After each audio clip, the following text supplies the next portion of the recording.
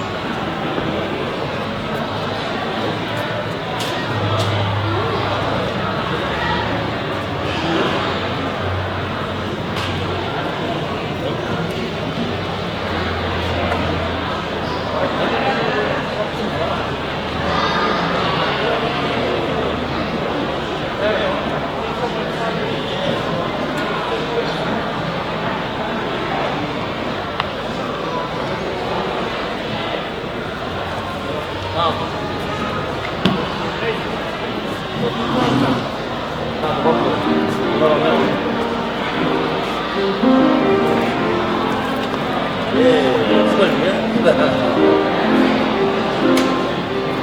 배워서 좀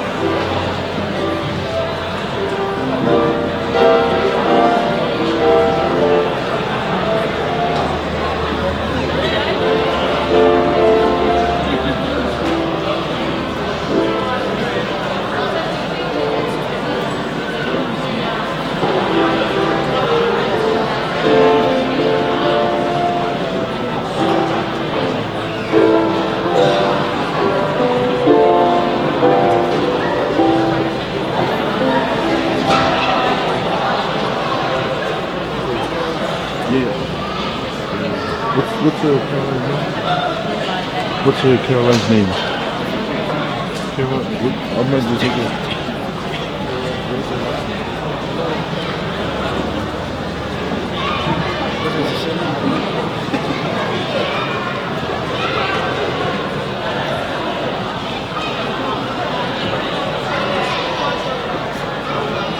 You got it?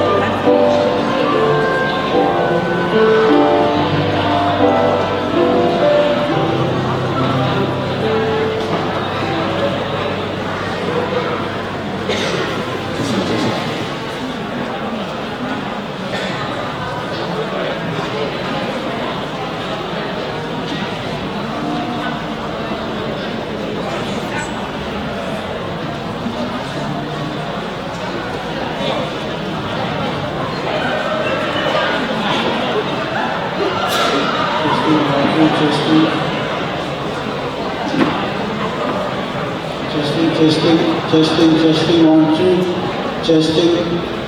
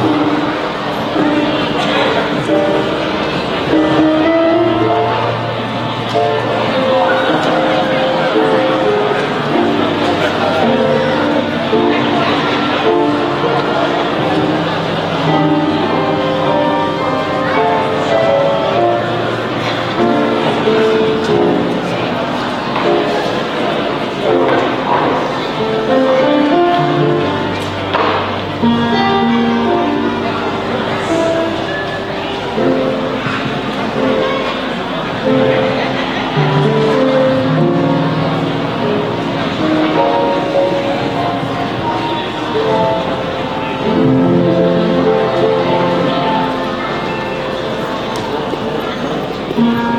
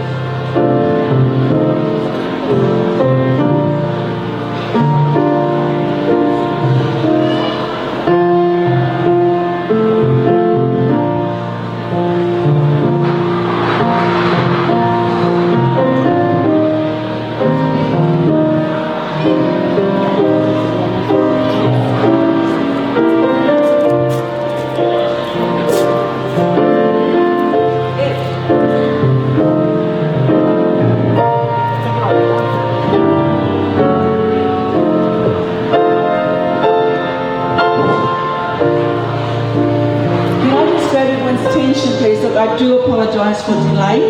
Unfortunately, the man went to Hoxton Park, but he's on his way. He's not too far away, so thank you very much for your patience. Just a few house rules. If you need the facilities, you see that door through there? The facilities are through there. And once again, I do apologise, but unfortunately this is beyond our control. But like I said, he's not too far away now, and we will be starting our service. So you get a discount for that?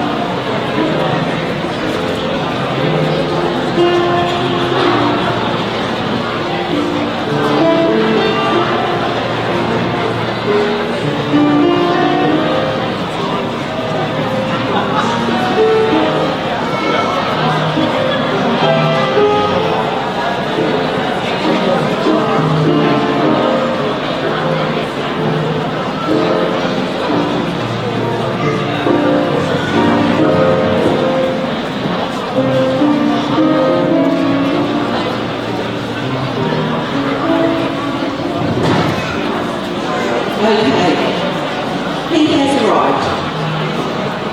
If you're at the back there, please, family, can we come together now, the immediate family, the wife and the children, please to the front. The pallbearers that are carrying tonight, please be outside. Everyone that's outside, please come in. And can we please make it any way here? We need to get through here. Excuse me, people, can we move?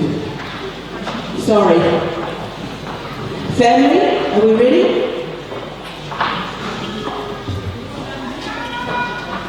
Pathfinders! On a party! And then, up!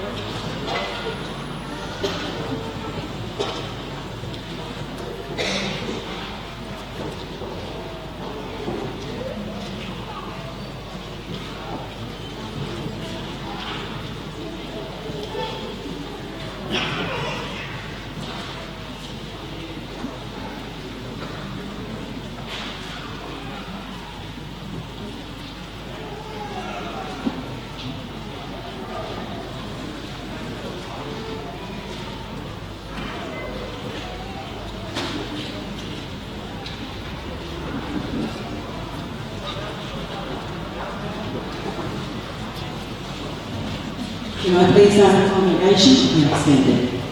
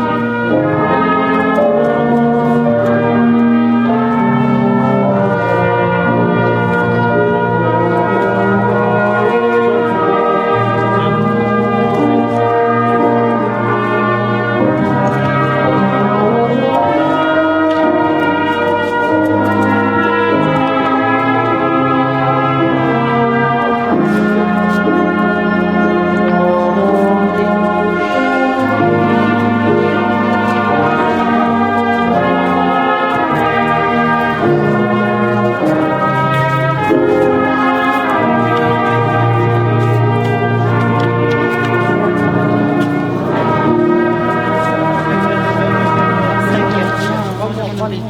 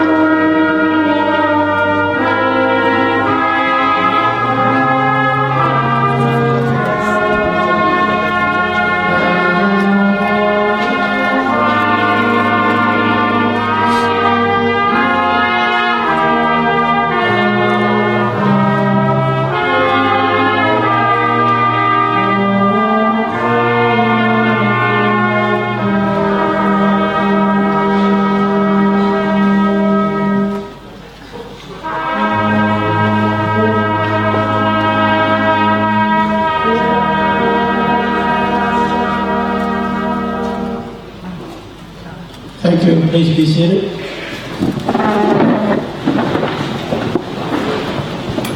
For those who are standing at the back, you haven't got any seats. There's plenty of seats just behind these people here. Please feel free to come and take these seats.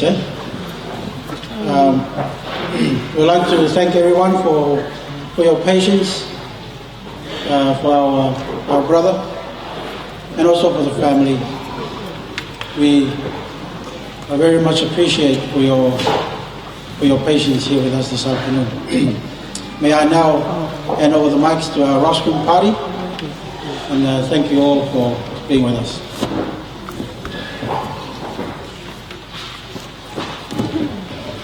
Before the rostrum party take over this evening, we have some special tributes that would like to be presented to the family and also to our brother.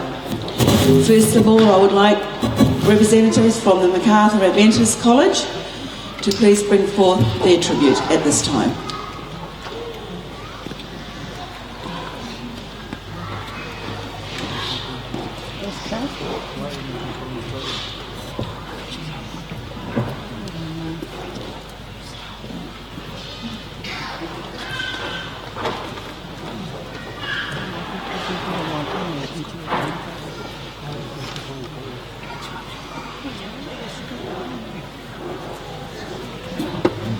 People who are standing in the back, if you don't have any seats, there's plenty down here.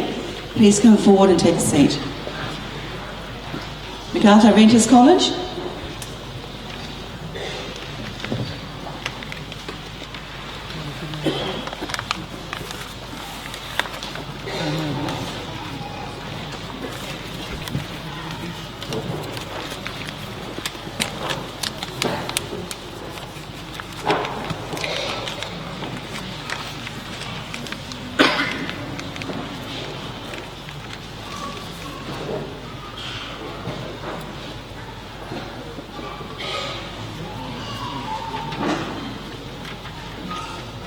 Can we put our hands together for MacArthur Peters College? Thank you, boys. Now we have two families, and this is a Samoan culture, and because of their love for our brother, they would like to make their own presentation this evening. And at this time I would like the Samoan family from Campbelltown Church to please come forward and lay your tributes.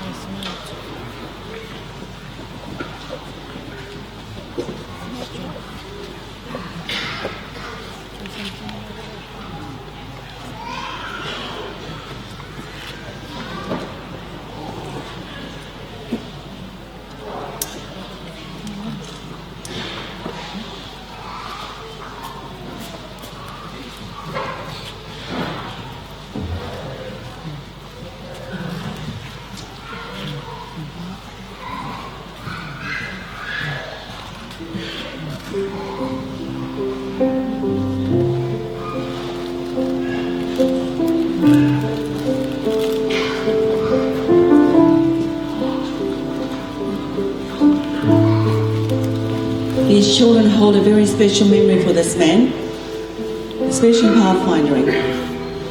And they remember him because when they were cold, he gave them a blanket. When they were hungry, he fed them. When they needed advice or someone to laugh with, he was there.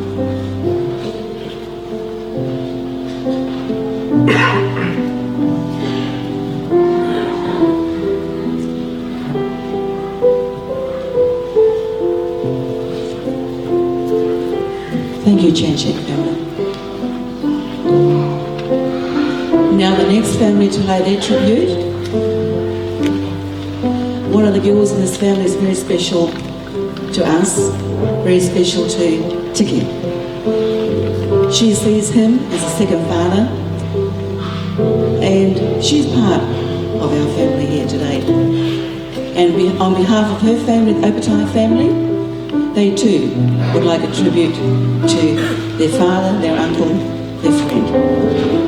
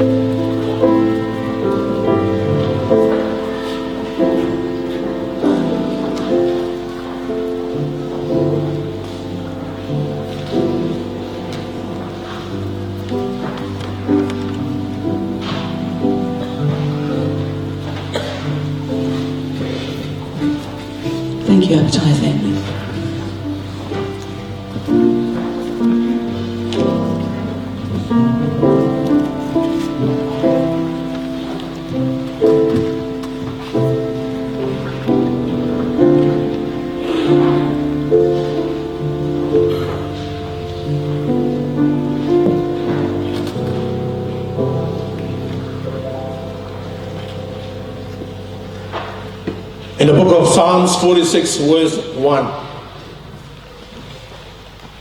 the Bible says that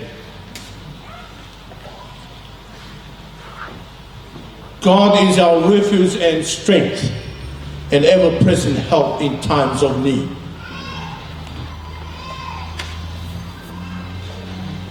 God is our refuge and strength and ever-present help in times of need. And in other translation, the Bible says, in times of trouble. And I know that we are experiencing this tonight. Since the very day we heard that Brother Tiki Noro has passed away, we experience the pain. We experience the sorrow. And now the book of God is coming to us tonight to remind us, I have your strength. I am prepared to offer you. He is our refuge. He is our strength. All the time. All we have to do is to lean on God.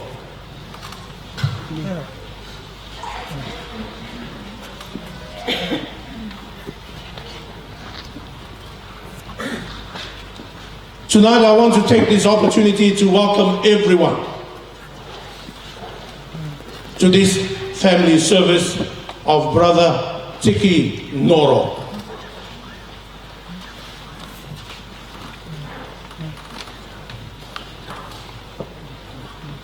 I want also to take this moment to thank the Greater Sydney Conference Youth Department for organizing to pay a tribute for the guard of honor for brother, someone so special to many of us tonight. I want to thank you in a special way.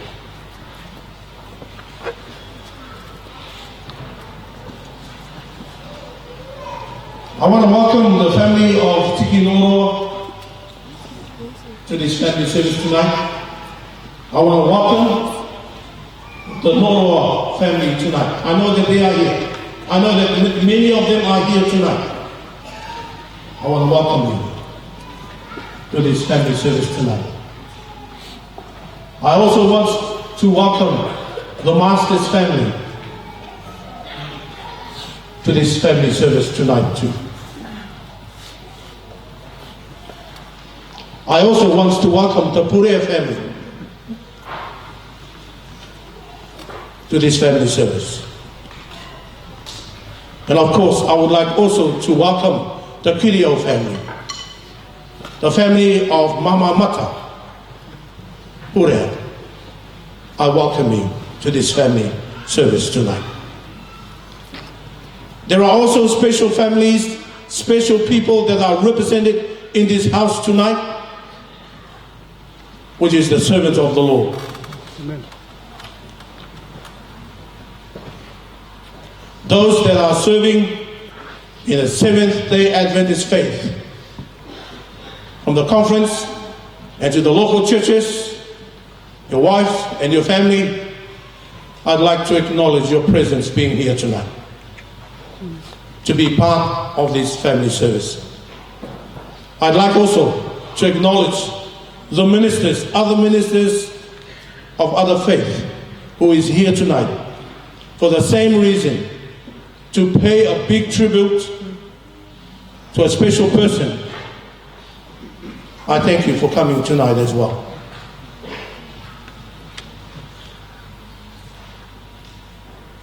Of course, not forgetting the very ones that are hurting the most, and that is Sister Marita, the children, the grandchildren, the great-grandchildren. I know it's a sad experience. I know it is a bad experience, and I know that many of us that are sitting in this house tonight, you have gone through the experience of losing a loved one.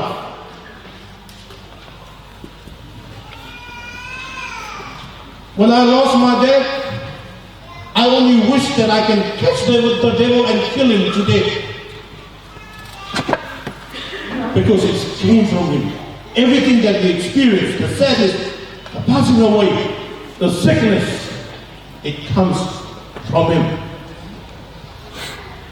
But praise be to God, because the Bible says one day this that we are experiencing tonight will end, and that is when Jesus comes.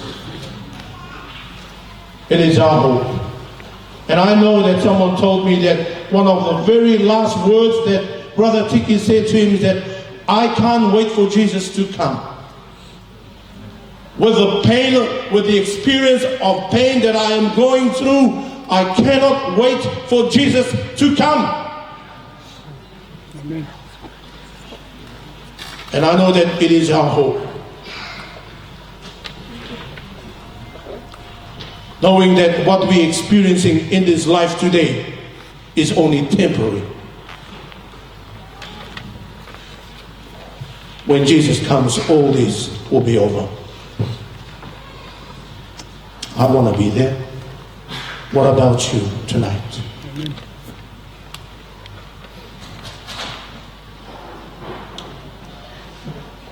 I'd like also to welcome a special person tonight, that is Pastor Paul Otai.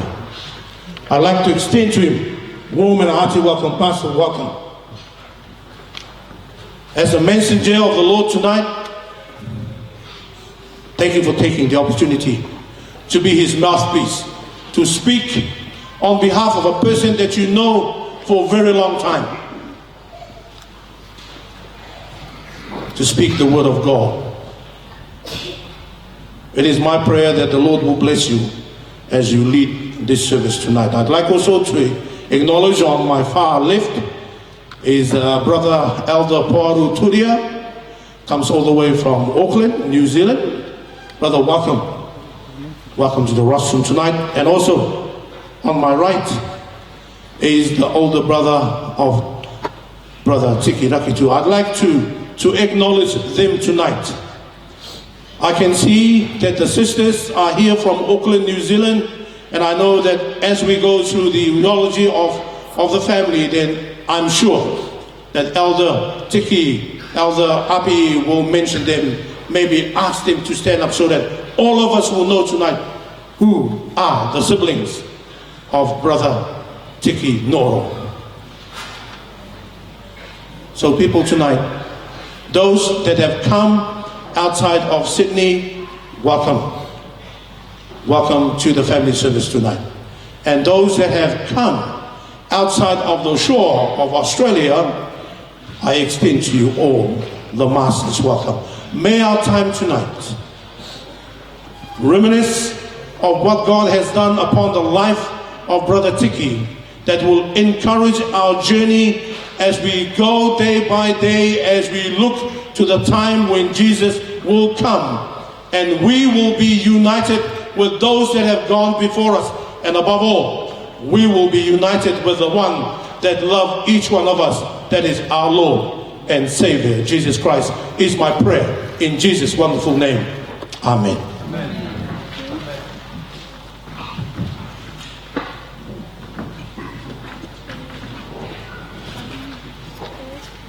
Thank you very much, Brother Tai Masters, who is a senior elder for the Otara Seventh-day Adventist Church in Otara, Auckland.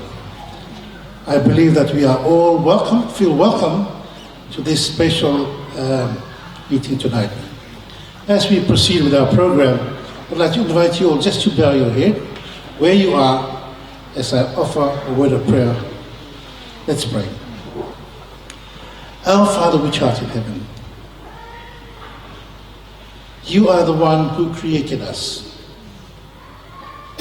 You also came and died on the cross of Calvary to redeem us, to offer us salvation through your precious blood. Father, tonight we invite your Holy Spirit to be in our midst. Throughout the days of this week, as a family, as a people, as a community, we have gone through the heartache of losing a special person, the heartache of losing a brother, a father, afraid. This evening, Father, we claim the many promises that you have given to us through your word. May the prayers, may the scripture that will be shared, may the words of the hymns, the songs that we will hear, be a reminder that this is only temporary. Father, we thank you that you have given to us the hope of your second coming, the hope for us mankind. May each time that we go through the loss of the loved one remind us that death is only temporary, but soon you will come and you will call us once again to that beautiful place that you have prepared for each one of us. I pray, Father, this time for the immediate family. Sister Marita, the children, grandchildren, brothers and sisters, and to all the extended family, and to all of us, the community.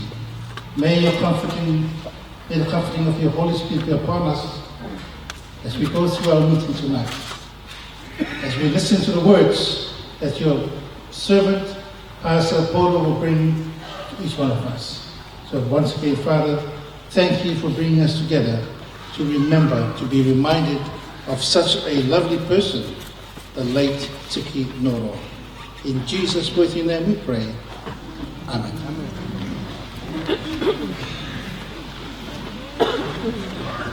According to our program, we will be guided strictly by our program.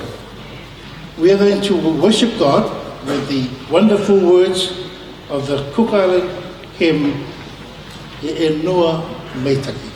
E Enoa Meitaki.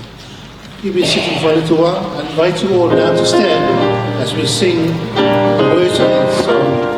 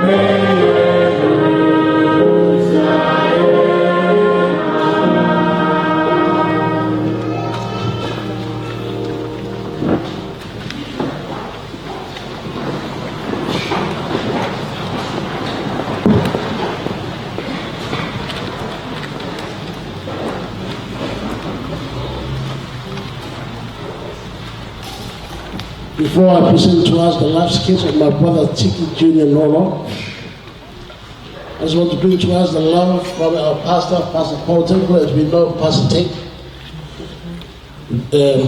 Serving God in the Cook Islands Seventh Adventist Church in New Zealand. He said, wherever you stand before God's people, convey our love and also the church.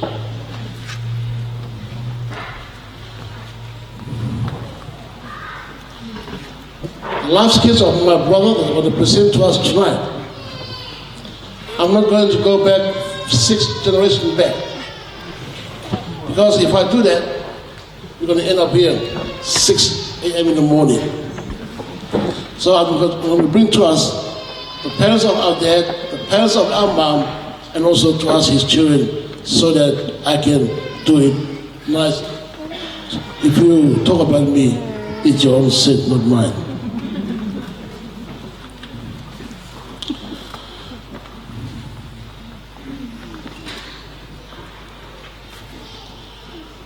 The name of our dad is Noro.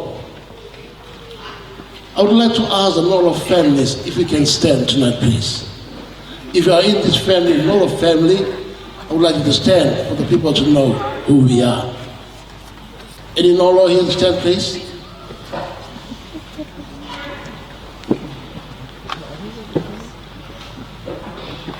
Oh, all the Noro in New Zealand, eh? Nothing in Australia. No, that's good.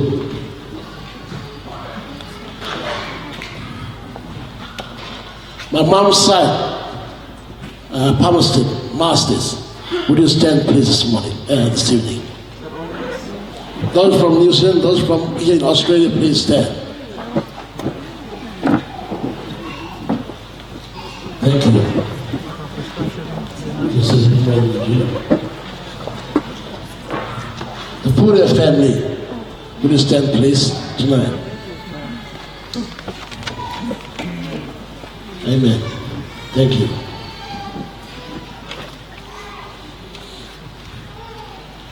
And the mom's side, Mata Pura, she'll say.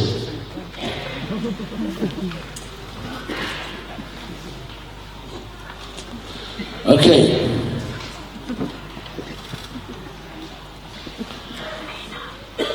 My dad's family's name is Noro, and his mom's name is Alawi. They are both Rarotonga and Atutaki. And they came from the ridge of Aorangi in Rarotonga, and also in Atutaki, Amuri.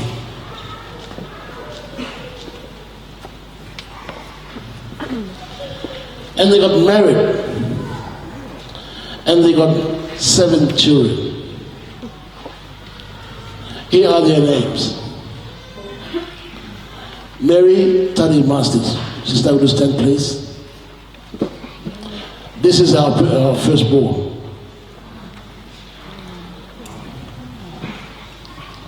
Second, Tarani Poko. Stand, sister. He is the second. Third is Marian Eli. She's not here. She's in New Zealand looking after our mom. Fourth is myself standing before you. Terapi number 2. Fifth is my brother here. Tiki Junior, number 2 Noro. 6, James, number 2. And lastly is Mona Taylor. She passed away.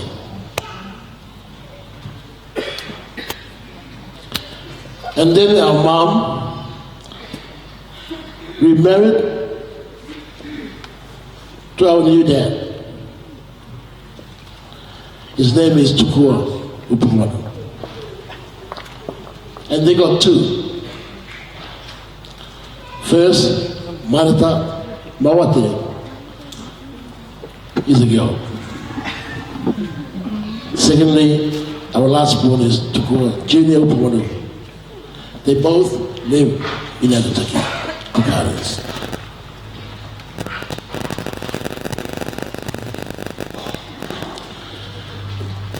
In New Zealand, Tiki met his beautiful wife, the Queen of Moki, Marita Pakupune.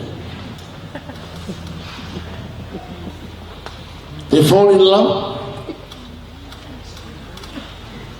with each other and get married 22nd October 1979. And then they decided to move to Australia, and they stayed in Australia for 28 years. And they had 6 children. And here are their names. Firstborn, Sean Nicolo. Will you stand up, please? Thank you. Sean Nicolo. Secondly, Lucky 2. Lucky to stand, boy. Thank you, boy. Thirdly, Cassandra. Will you stand, girl? Thank you, girl. Fourth, Caroline.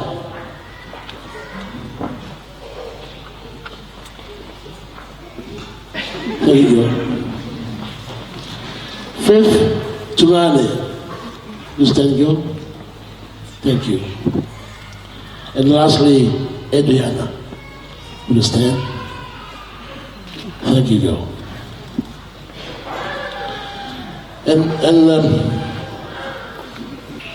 And they had 5 grandchildren. Their names are Jolene. Are you here, Jolene? Thank you, girl. Next, Terapi. That's my name. Terapi. Handsome man, eh? Thirdly, Joshua. Oh, he's not here. He's still on his way. Fourthly, Shane. Oh. What belongs to be a champion for the West Tiger. Lastly, Junior, Shushu. He's smart, amen.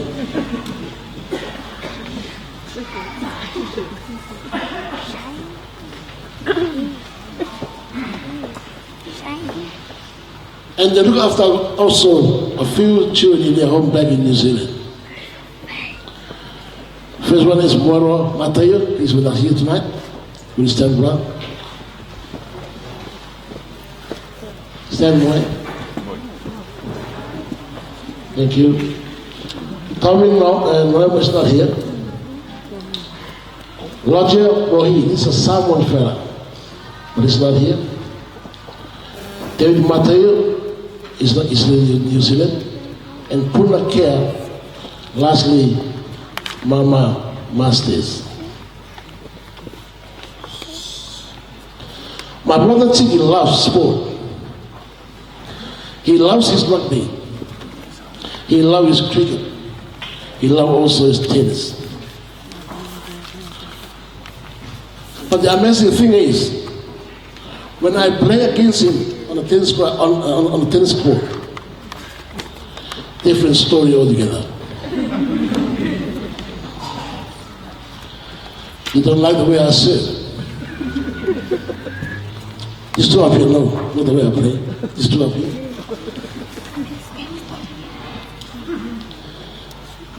I know it's too fast for him. When I do that, Tiki bite his teeth. You know? He throws his racket on the fence. I said to him, brother, I still love you. You just respect me as your older brother.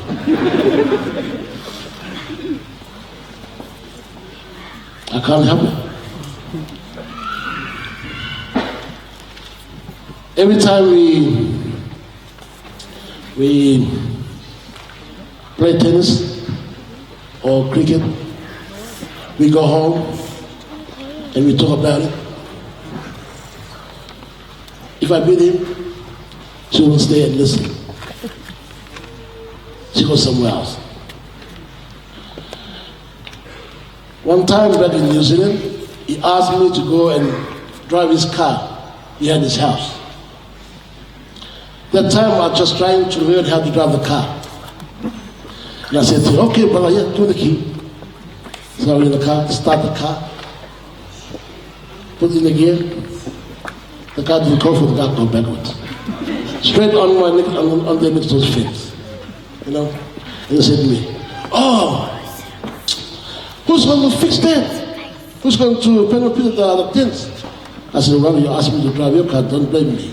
You know, I can't drive properly. So this is the life skill of my brother tonight. Like what I said before, if I take that 5 feet back, we won't finish there. So I just want to bring to us the parents of our father and all our father and mom children. Thank you, may God bless each one of us.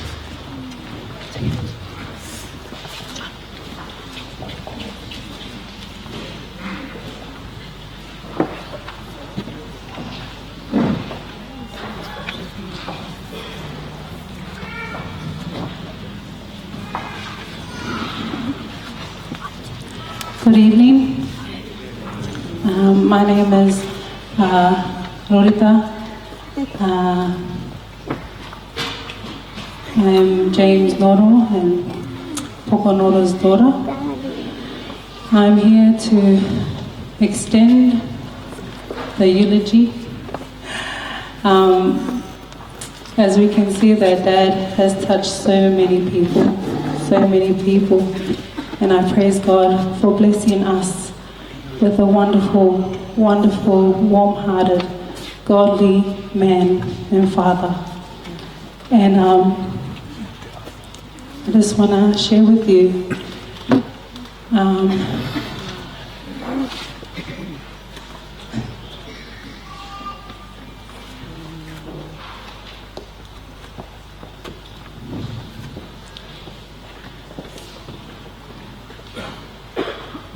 some more children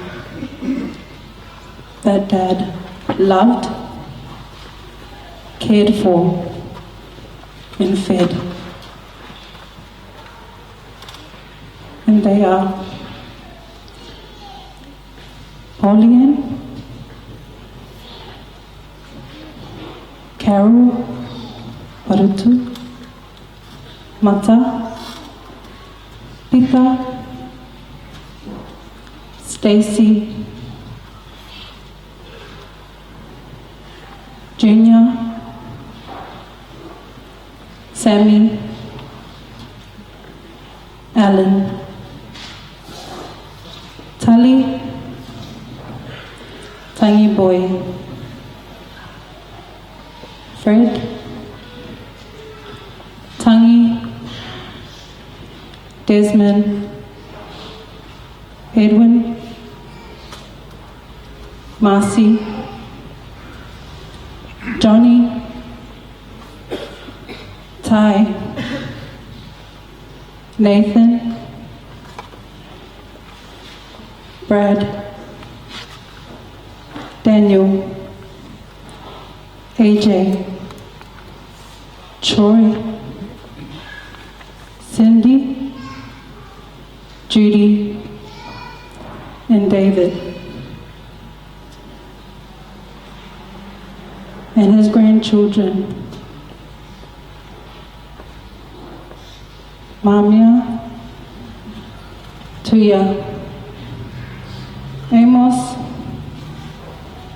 K.A., Jonelle, John William, Carol Louise, Lashana, and Ava. I thank God for my dad, who shared the Lord with each and every one of us, whether it was early hour wake up for worship, practicing a song for church services, gatherings, but Dad made sure to share the love of God that he had for him with each and every one of his children. And as Dad lays here resting, he has left us all with what God had given him. And that is the understanding and the knowledge that we will see him again. John 15:5. Yes, I am the vine. You are the branches. Those who remain in me and I am them will produce much fruit. For apart from me, you can do nothing. And I share with you that Dad always said to us children to always remain and serve the Lord as long as we live. That there is work for us to do, and as his children, he asks us and wants us to serve the Lord, just as he did. But I know that there are many, many, many names that I have not read out. And I know that Dad loved each and every one of you. So this is a song from us to all of us here. That Dad loved God, and he shared that love with us.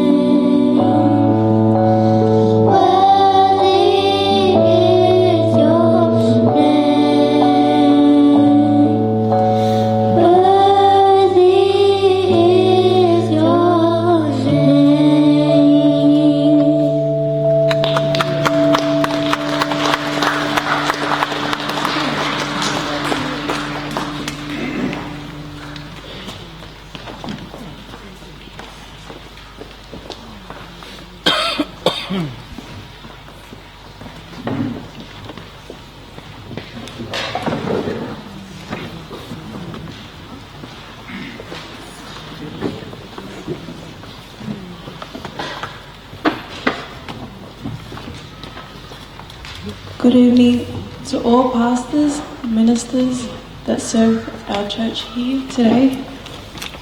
Also to our families and our friends that are here today as well. Tonight, my brother and I, my name is Jolene, and my brother Tera Api, we'll be talking on behalf of Grandpa Tiki, on behalf of Grandpa Tiki's grandchildren and great-grandchild.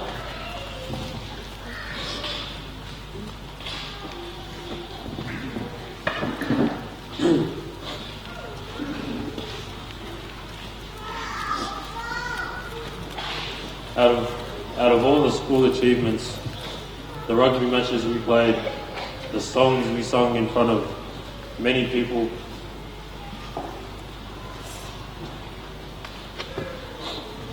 those moments don't make me feel as proud as we are today standing in front of you all. It is an honor to be here celebrating the life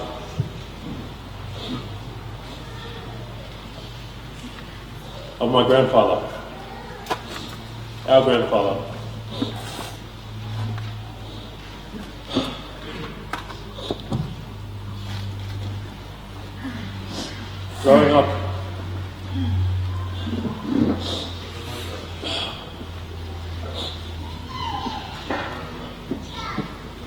Growing up with our grandfather, we had a lot of precious moments that we cherish for the rest of our lives. Considering all his grandchildren are still young, means we didn't have much time to spend with him.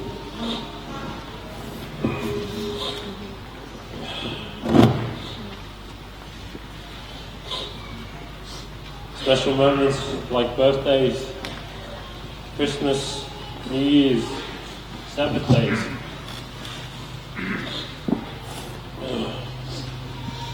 Are moments we wish we could share with him, with many more years to come.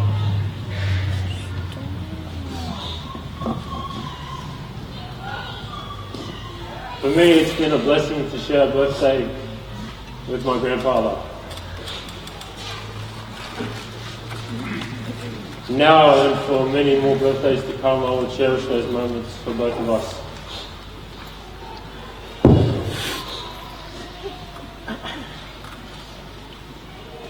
I remember the times walking into the house. As I was a kid, I was always a bit hesitant. Mum, Dad, yelling, go say hello to Nana, go say hello to Grandpa. You'd walk up, he'd give you the biggest hug. No one gives you the biggest hug.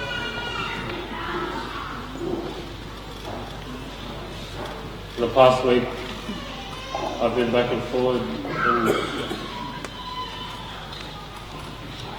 I never got that.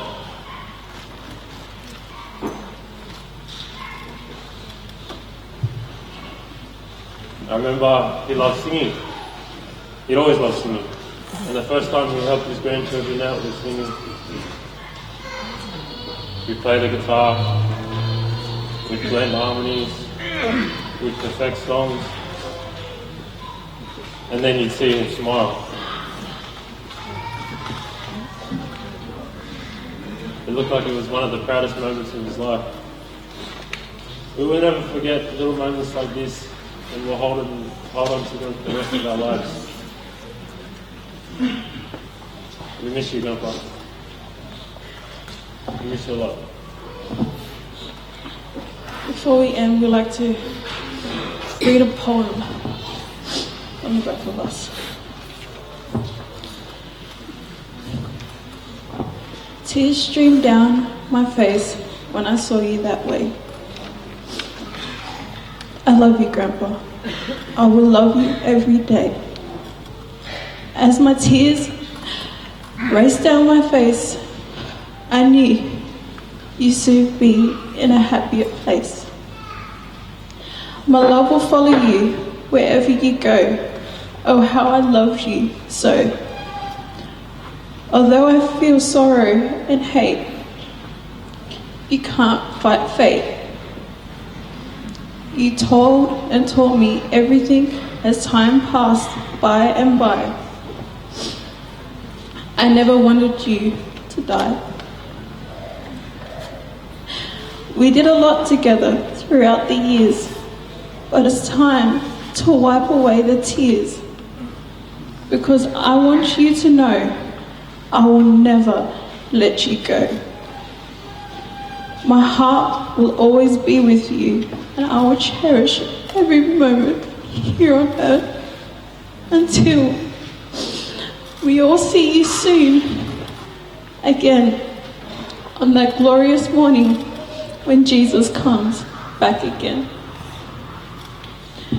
Love from all your grandchildren and great-grandchild. Grandpa, we love you and we'll miss you.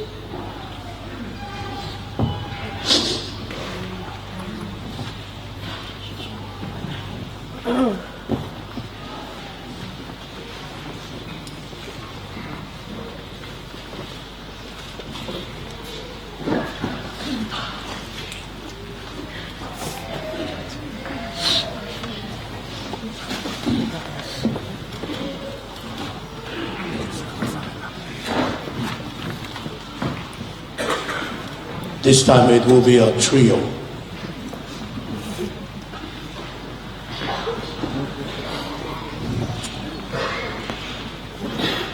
Thank you to the grandchildren.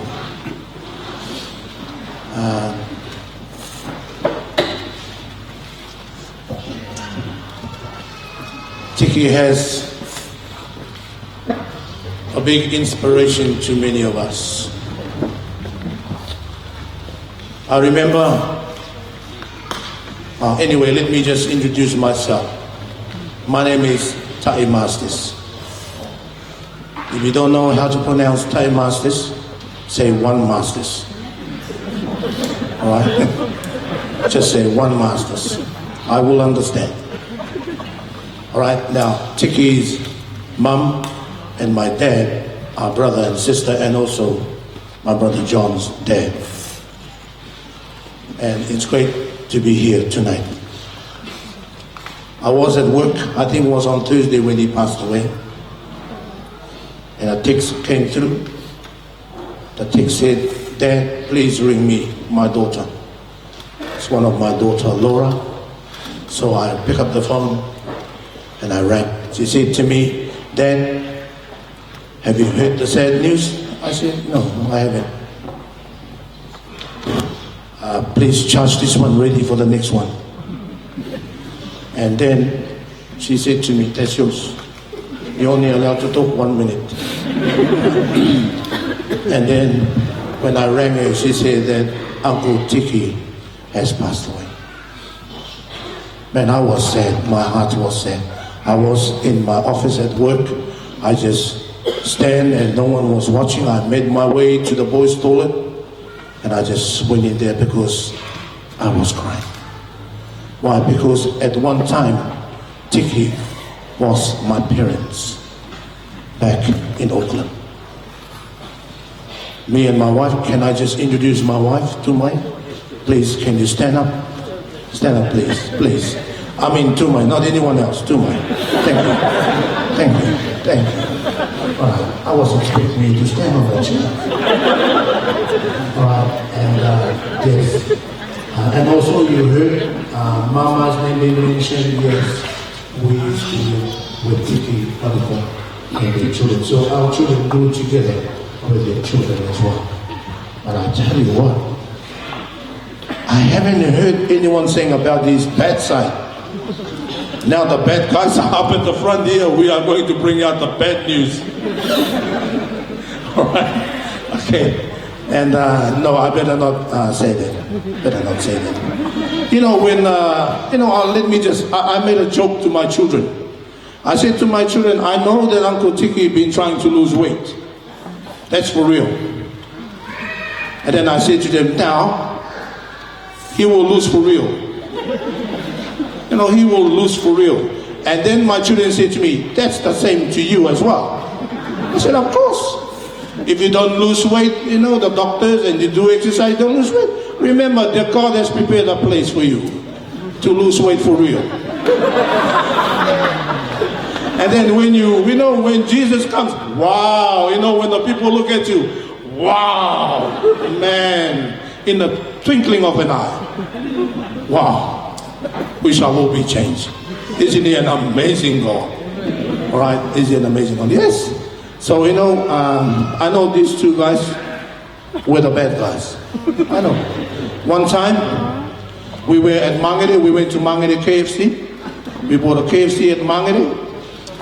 Those who know Moy way back, he has a Belmont V8. Hands up those who know the Belmont. Seen the Belmont dance? V8. In those days, V8 are popular. Not anymore. Not today. When you buy a V8 today, you're stupid. Yeah, people call you stupid because the petrol is rising and you're buying a V8. People is now back on 4-cylinder. Oh man. And then during that time, Moy has a V8. When Moy put the foot on the accelerator, boom, boom. And then we went to Mangere, we bought our KFC, we came out, and this car came on the side of us and, oh man, gave us a finger. Hi. And Tiki said, where did this thing come from?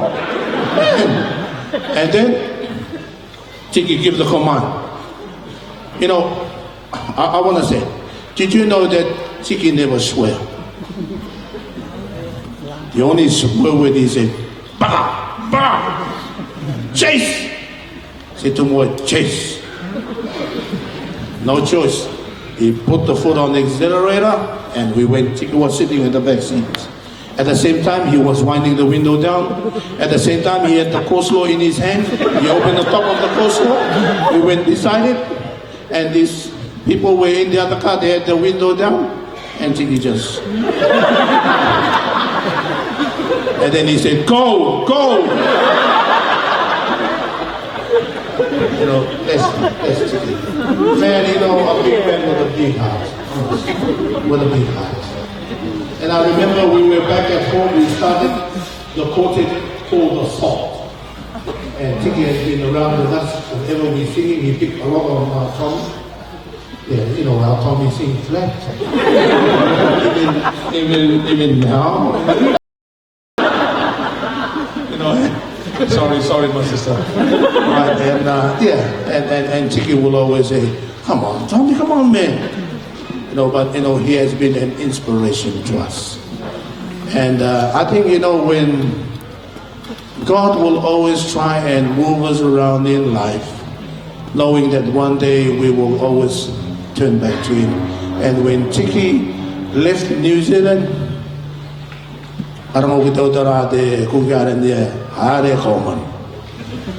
and he came over here, man, by the grace of God, he was transformed, he was baptized, and he became the Tiki that we know today, that touched many lives today. So I want to thank you, and I will hand it over to, remember I am the timekeeper. When I stand up, your time is over. Kia ora nei te tai. Pēnuri kia ora.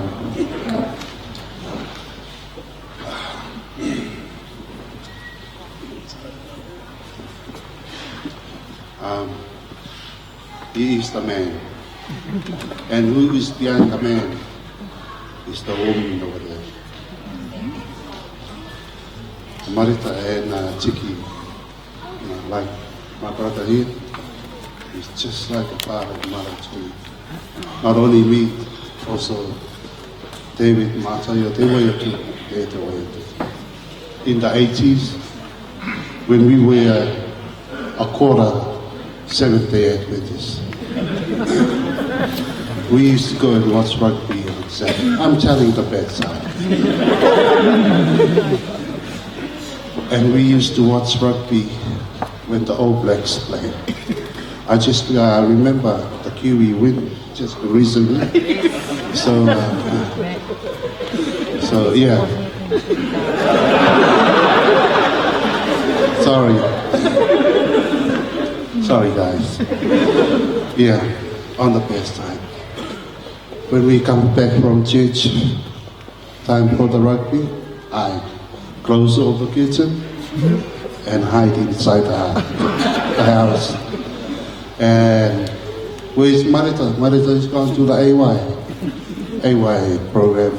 When she comes, when she starts the noise, old Chiki said, Marita! Marita! That's all. That's why I said he's the man. He treated me and my other friends, my other brother, just like his children. When we come home, I think we make trouble in this house. Every time when we come and pick him up. Not only that, we plan for tomorrow. I think he's got no time with his quality time with his family. He spent more time with us. And I can see this. I think he spent more quality time with Bob and them than Marita's family. I'm sure. See how good, how is he the man? I will miss him. When I heard as he passed away, no, I was planning to come in July. And that's when our work shut down for maintenance. I was planning to come for a week and spend time with him. But unfortunately, bad luck for me. I'm angry because I didn't come when he's still alive, when he was sick. But God knows. So may God bless each one of us.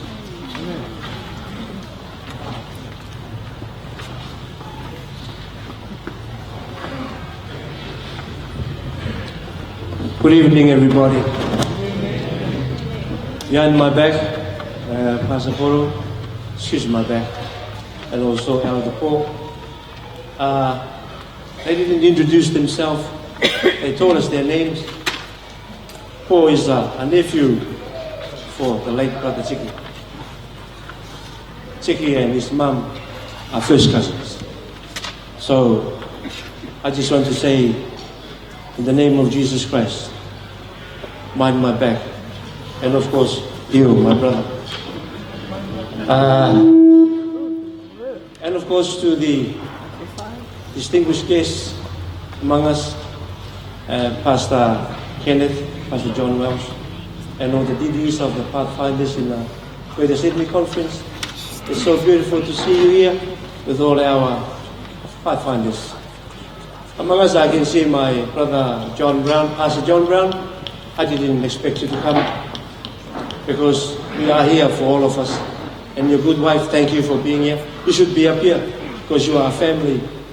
This is a family service. So thank you, Pastor, for coming. And there's a lot of pastors around. Anyway, you all know my name.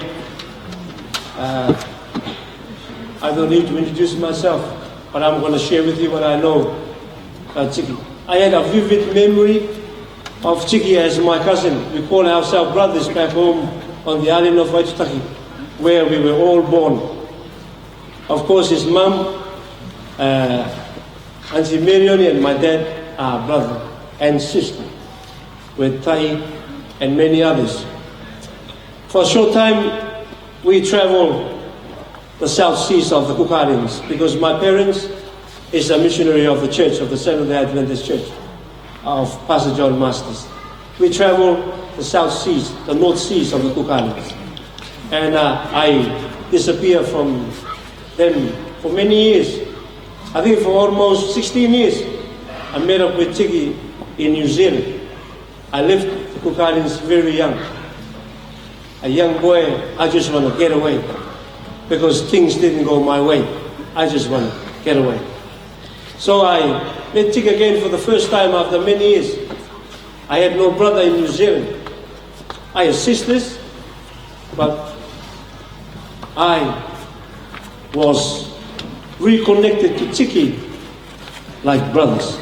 To be honest with you, I'm more closer to him than my real brothers, because I've spent a lot of time with him. People mention about him as a very good rugby player. Of course he is.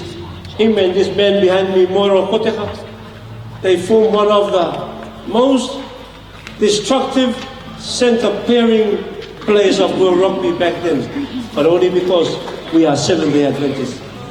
I don't know why they say they are called the Seventh-day Adventists. They were full, proud Seventh-day Adventists. They refused to play on Sabbath. Only me play on Sabbath. You know, they refused to, because we play elite rugby union. Back then it was only amateur, no money, but only wishes today. But anyway, that is Tiki. He's a very fast runner. You know, me and Brother James, we are not bad. We can run. I think our family is born to run. We're all fast runners, but we can never come close to him. Even if we cheat, we jump the gun, he will always catch up to us. Like I said at the family home the other night, down at Crossland Camp, my brother Bina Moran is right there tonight. Him and his brother James and hospital. We had a race.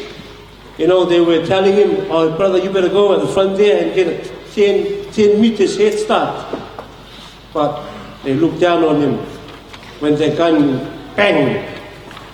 It took maybe less than 3 minutes, but the Tiki was gone away from us. And they stopped because they were too embarrassed. They stopped, they turned around and said to me, who's that guy?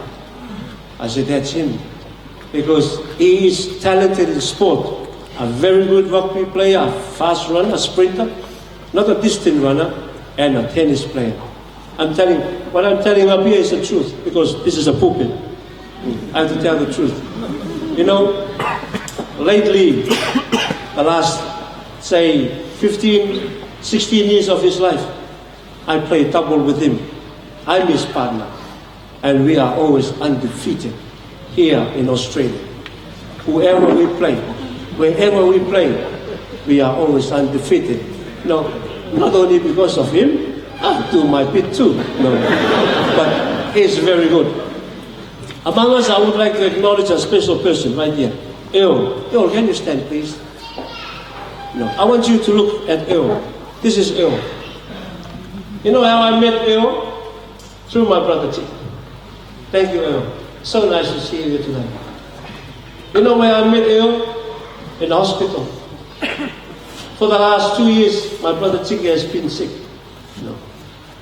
Never a Sabbath that go by I don't visit him.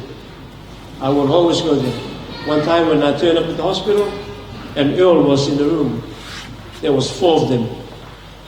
But before that, my brother briefed me on you, about you. He said to me, he needs to be prayed. So my brother Tiki, like I said the other night, he's not a preacher. He touched many lives. But he's a very friendly man. He's not rich, but he's big at heart with love. Very big. He introduced me to Earl. Earl was seeking the Lord. Instead of conducting a service for my brother alone, we conducted the service for the whole 4 of them in the room. There's John, you remember John there? On your right, on your left. And I forgot the other name of the guy behind me. And yes, we were singing songs. We were singing chorus. We were singing hymns. And tears were running down their face. Because they were looking for Jesus.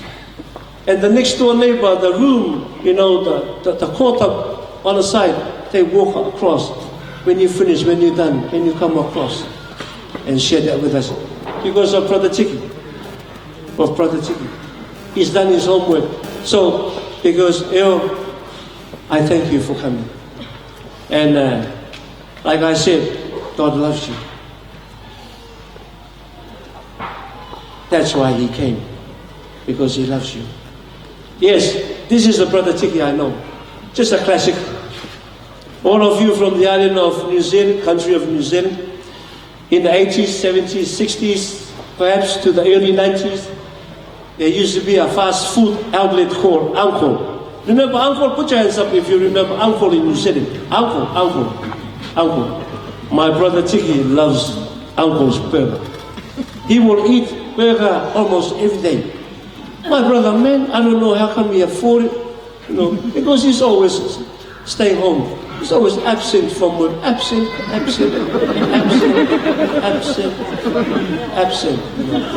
But he's always affording Uncle's burger, big burgers, you know. But sadly, my brother loves eating because he grew up in a family well off. They had bakeries, you know. They bake bread, donuts, you name it. So my brother Tiki is used to eating. So if he gained weight you know, during the last 20 years, so what? Because he is blessed with not rich, but well, our family. You know, sadly, when my brother Tiki left New Zealand, the uncle went down. They went bankrupt because no one dared to buy a burger. You know, yes, it doesn't matter what time of the night because it's open 24 hours. That's what I like about New Zealand. Australia, oh, you only go to the King Cross, then you find outlets. You know. But in New Zealand, in Otara, oh man, 24 hours, 24/7. You know, the uncles. But unfortunately, sadly, when my brother left, came to Australia, not long after that, the uncles went down. Uncles went down. They were bankrupt. And he came over to Australia. When we first moved to Campbelltown, back in the 90s, early 90s, I think 1991, there wasn't any McDonald's out here. When Brother Chiki came, McDonald's came to Campbelltown. And then another McDonald's, 2 McDonald's, another 3 Woodbine, and then another 3 Rosemero, you know, all McDonald's outlet.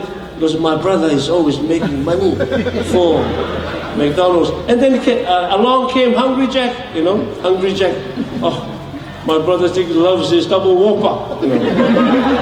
Double whopper, 4 of them, with a lot.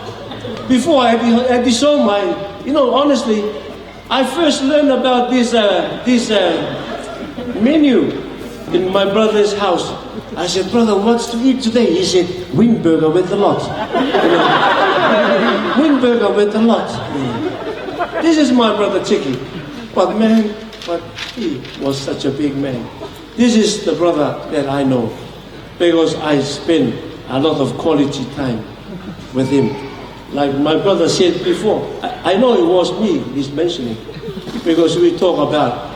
I even talked to him in the hospital, my brother, if you die, I don't want you to die. I don't want you to die, but just in case you die, where would you like to be buried? And I said, look at me, he says, over here in Australia. I said, okay, if you tell me you want me to take you home, I'll take you home. You know? So we talk all about this. I hope you get to talk about that. And tonight before I finish, because they hassling me, you know, before I finish, if you haven't told anyone, if you haven't told someone what good things has he done for you, for others, do it now. While he or she, while you are alive. Don't wait until someone passes away, and then we come here, and then we yap. You know. Tell someone today, if I have touched your life in any way, come and see me before I die. Come and see me before I die. So that's all I would like to leave with you. So my prayer is that God will bless you. My sister Marita, where are you? She's Marita. You look so young, that's why I couldn't. So young. Yeah. Don't get married too soon, quite a few years. Because I can see you still young, don't rush. You know, take it easy. Make sure you're picking the right choice like him. Okay? So thank you, sister, and all the children, and all the family, to all the Kukarins, kia ora no koto. The Aitutakians, the Achuans, because they never preach you. The Mangarians, the Walawans, the Pukubens, the Manikins, you are all here. Is that anything? May God bless you. Thank you for coming.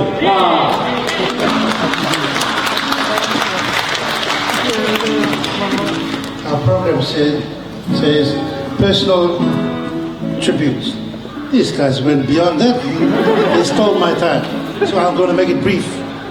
Yes, just like to acknowledge what they have said.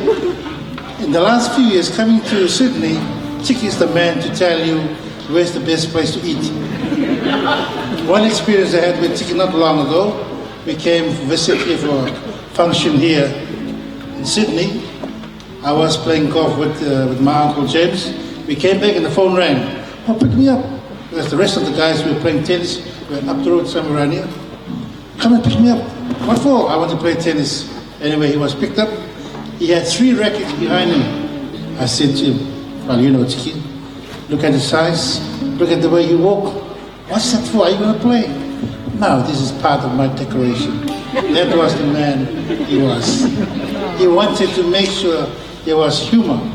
There was humor within whoever is around him. I wonder what's your personal tribute. I'm impressed with the attendance tonight. Maybe in the last few days, we are actually from Auckland, so we just heard that there were lots of people in the last few days come to pay their respect. What has Brother Chiki impacted your life? Part of the program, I'm going to insert it now, these guys will sing. May God continue to bless each one of us.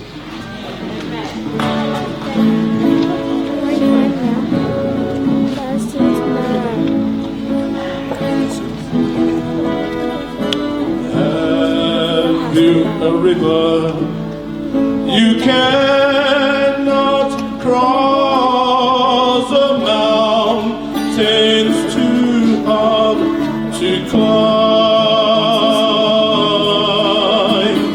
Have you a valley you can't go through? Hold on till Jesus comes.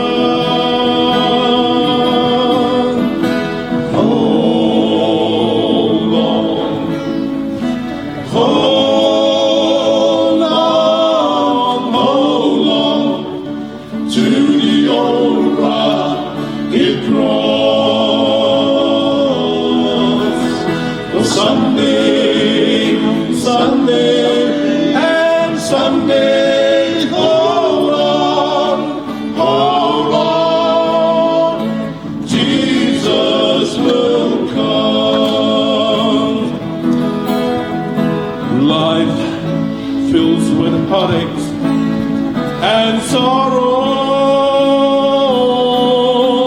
when loved ones are taken away. Oh, homes is so empty without them. Hold on till Jesus comes.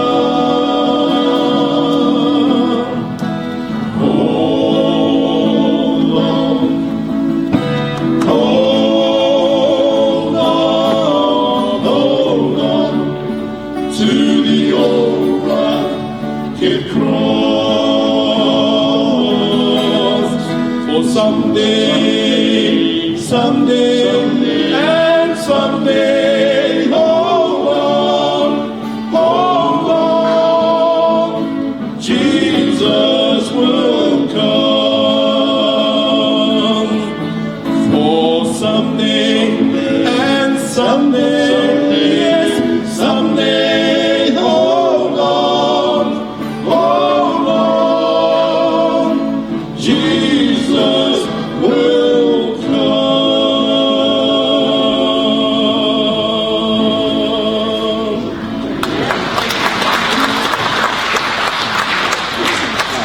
Just make one more apology. I want also to bring the love of our Cook Island people back at home. As the president of our Cook Island people of Aotearoa, I want to bring their love to the people, to the family of late Chiki Noro, Marita and the children, and also to our Cook Island people here in Australia. On behalf of myself as the chairman, and also the ADCOM, and also the committee tour of our Cook Island Seventh-day Adventists back in New Zealand, it is my honor and joy to extend to you one and all our Christian sincere love. a te tua ka mete ki mai i a tātou ka te tua.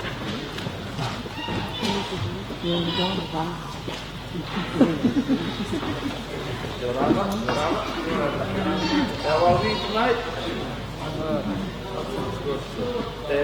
Thank you for this. We'll wait for some time. Thank you very much.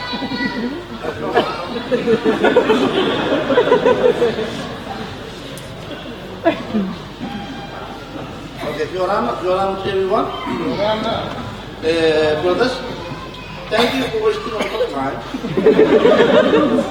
But anyway, that's part of the family church.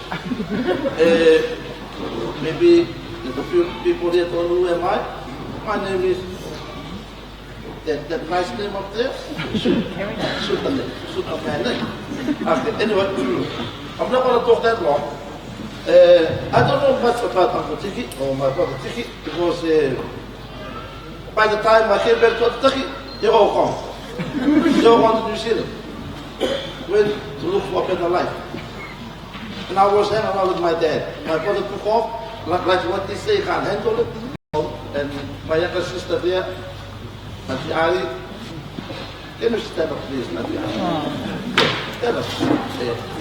Just be at home. Then I need to start.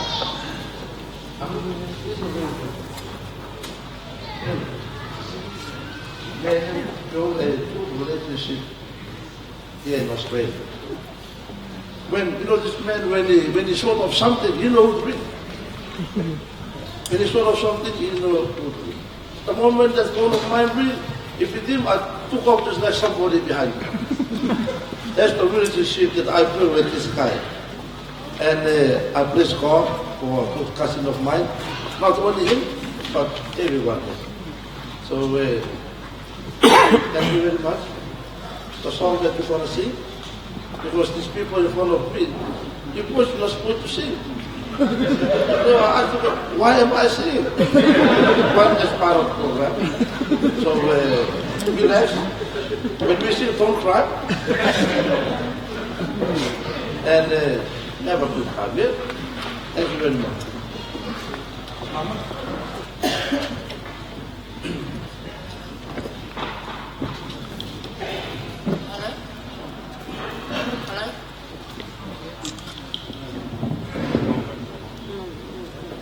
Hello? Can you hear me?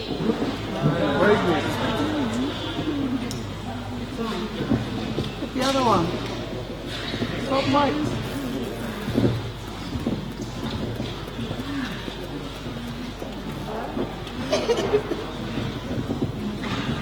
Testing one.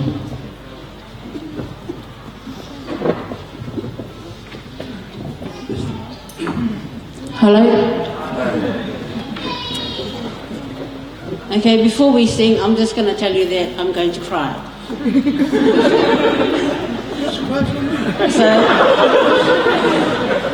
if you want to cry along with me, join me. If you know the song, please help us along.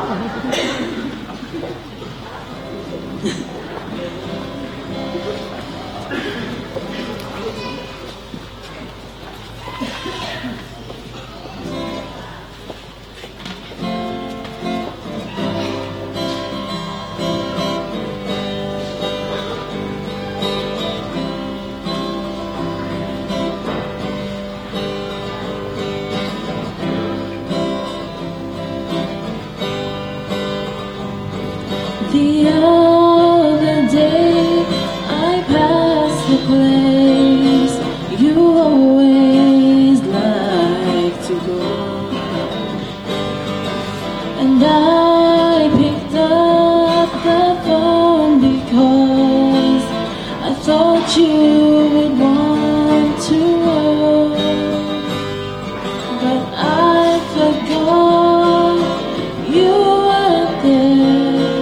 I'll miss you all these days, that I'm reminded of your smile and the funny things you say.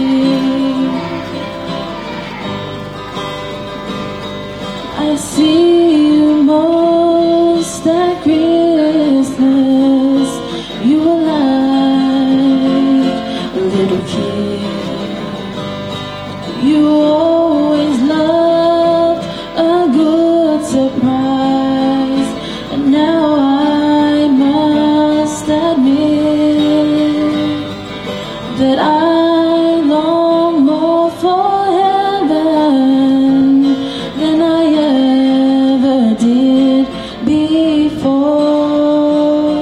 Just give me one more reason, and each day I want it more.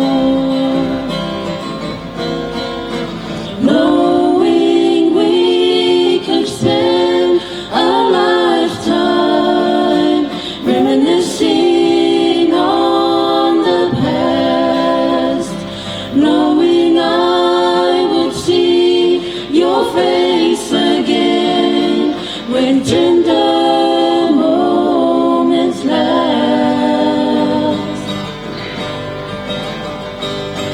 It makes me want to go there, knowing I won't be alone, knowing you'll be there, makes it easy to go home. You left a group of fishermen,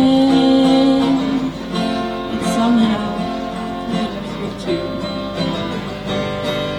Though I have felt you many times and know you saw me through, I've always longed to feel your arms and look into your eyes and talk forever, me and you, somewhere in paradise.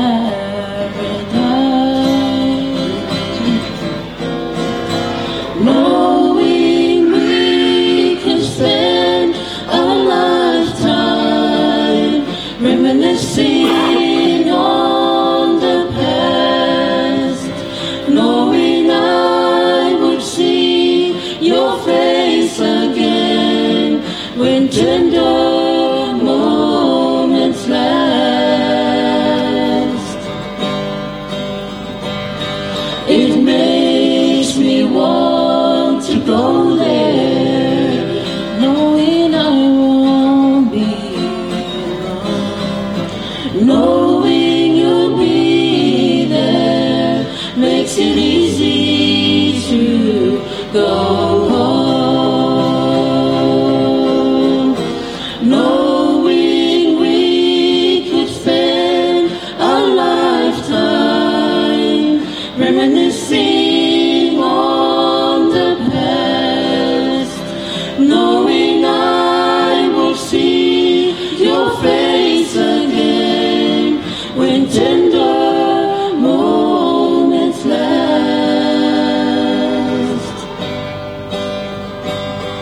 It makes me want to go there, knowing I won't be alone, knowing you'll be there, makes it easy to go home. Just knowing you'll be there, makes it easy to go home.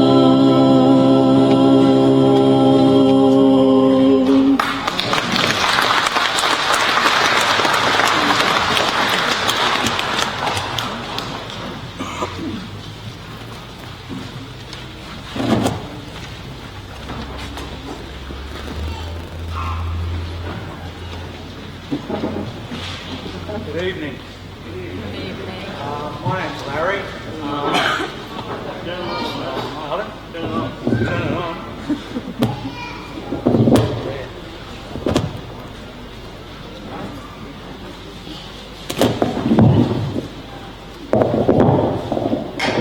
That better?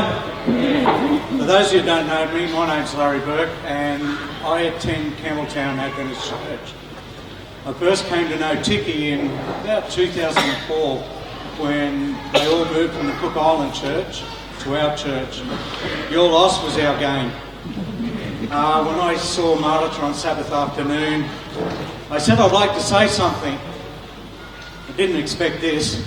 The only white guy able to get up here and say something. association with the family, I seem to be always the only white person. And I used to call him Uncle, even though I'm 7 years older than him. When they first came to Campbelltown, they got involved in Pathfinders, and that's where our association grew, through Pathfinders. I was club chaplain for 2 years, and in 2006 I was asked to be director of the club. And wherever you had Tiki, there was always Bob. They came as a pair. And so my association with Tiki and Bob is really strong. We had a club full of Islanders. Another one? We had a club full of Islanders, Spanish, Chileans, Mauritians, you name it, we had it. We just didn't have any white people. I was the only one. But they made me feel at home. I told them that I was an honorary Cook Islander. I said, I'm white on the outside, but I said, I feel like I'm a Cook Islander on the inside. They couldn't get me to eat their food, but, fish head soup, I don't know how they did it. And taro was a bit too heavy for the stomach. But some of the other food was pretty good, but that pink stuff, you got me there. I still can't eat it. But I'd known Tiki for maybe 11 years, and the last few years I didn't see him as much as I used to, because I used to give my wife a lift to Campbelltown Station, and Tiki's house was on the way. I used to leave home a little bit earlier to pick up my wife from the station, and I used to call in. The door was always open. If it wasn't open, it was unlocked. I used to knock, and it got that way, I never bothered to knock, I used to just walk in. One day I walked in, and there was no one there. I walked upstairs, there was still no one there. The house wasn't locked. So I made myself at home, and I stayed there for a bit until I went to pick Karina up. I told him once when I rocked up there that, you don't know who I am. I said, I could be some mad psycho that lives up here in Claymore. And he used to just laugh and say, don't worry about it. But I was always made feel welcome in their home. They were always cooking something. They always bragged about their Cook Island donuts.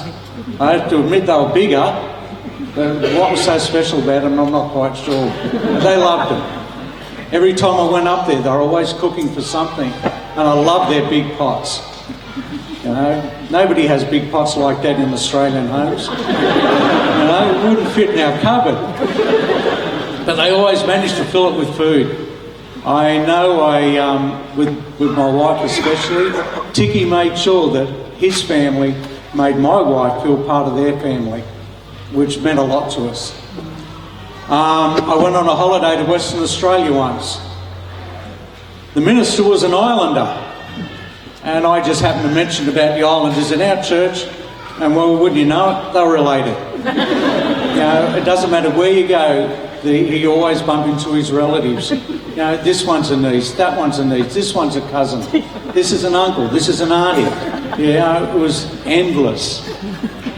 But I feel it a privilege and an honour to have known him. I loved our camps. The first camp we ever went on, there was about 55 of us. The kids were all divided up into groups. And I said, which is the best group to go and eat with? I went out with his family, and I have to admit, when I ate their food and looked at the rest, it was the best. And I'm partial to a glass of Coke, a can of Coke, or a bottle of Coke. I had an esky behind my tent, between the flap and the fly and the tent. And the boys saw me drinking it. And they said, where'd you get that? I said, it's behind my tent. When I went back there was hardly any left. Bob, Tiki and Danny pinched the lot. I had to go down the road and buy more. Colleen didn't like us drinking Coke. She sent me an email about the dangers of drinking Coke. So on Sunday morning, Bob, Tiki and myself sat on a couple of chairs. I had a little picnic set that had little wine glasses in it. We filled it full of cake and said, cheers, Colleen. But I feel I only saw him once in hospital, and I'm disappointed I didn't see him more. As I said, he made me feel like a member of the family. He made my kids feel like a member of his family, and I'm really sad that he's gone. I'll miss him. Because I felt it an honour that I could call him my friend.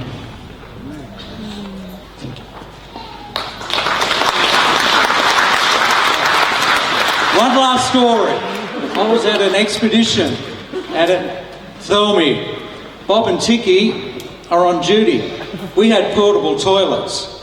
The kids are spoiled. We used to have to dig holes and crap in a hole and then burn all your paper. They supplied them toilets. The toilets were too full. Bob and Tiki had a big stick and they were stirring it to make sure everything fitted in there. Some kid picked it up and started playing with it, and they didn't have the heart to tell him what was coming in. Thank you, Larry. Kia ora and good evening. Auntie Marita and the children and their family, thank you for the opportunity to speak and give our tribute about Uncle Tiki. And Auntie Marita and the family, I've just come back from New Zealand yesterday where my family send their love to you and send their condolences. My name is Pastor Kenneth Strickland. I'm the Director of Children's Youth and Family Ministry here in Greater Sydney Conference. And I have Pastor John Wells, who's the Associate Youth Director, but also he is the Pathfinder Director for our conference. And, you know, being here today is a testament of Uncle Tiki and his life. Because he loved a couple of things. He loved music. And it's great that we've been able to, you know, enjoy and just be witnessed through song. And you know the four clowns that were up here, the four-man quartet. I thought I had been transported back to Otara Church, where I grew up as a young one. And seeing these guys, they were a lot skinnier back then. I was too, by the way. And you know, and to see so many of the family here today, and it's like an Otara reunion, because some of us are here now in Aussie. But you know, Uncle Tiki, he loved music, and he loved the young people. You know, and that's what we experience here. So many young people from all different churches around Sydney. And that was the mark that he left on us. It was through his music and through, you know, I always remember he had the biggest smile. Nothing was ever too hard for him. But Uncle Tiki, he was one of 3 security that would always come to our Adventurer Pathfinders. There was Uncle Bob, there was Uncle Danny, and there was Uncle Tiki. And, you know, they would always come to our events and park the cars and be a bit of security. And as I would introduce the security team to the Pathfinders at a Camporee or whatever event we had, I would say to my young people, I'd say, you look at the security team, they're big. They can't run fast. I didn't know that Uncle Tiki could run fast. I didn't know that. You find out something new every day. But I said, they may be big, but the problem is, when they catch up with you, they'll sit on you. So be careful. But unfortunately, one of those 3 will no longer be with us. And he was a great supporter of youth ministry, and we thank him for that. And we thank him for showing us Jesus in practical ways. I'll miss his donuts. Every expedition or I remember Adventure Camporee, we had Adventure Camporee last year, I think it was October, November. Sunday morning I hear this rustling out the front of my tent. I was too tired, I didn't want to get up. And I woke up later on that morning and there on my table was some donuts. Uncle Tiki wasn't there because he'd been sick, but Uncle Danny was there. And Uncle Danny had dropped it off for me, and when I asked him, are they Uncle Tiki's donuts? And he nodded his head. We're going to miss that. And I hope there's some donuts here because I want to test how good they are, because nothing will match Uncle Ticky's, I don't think. But we just thank him for what he's done, and we're going to miss him as well. And family, may the Lord bless you as we grieve and as we comfort one another. And may God be with you and sustain you through this time. May I challenge each one of you, hold on to Jesus comes. Remain faithful to him. Doesn't matter where your journey is with God at the moment. You can always just say, Lord, come into my life. Come and help me through this, and he will. Because he's there carrying you. So thank you. And Pastor John Wells has got a few words to say.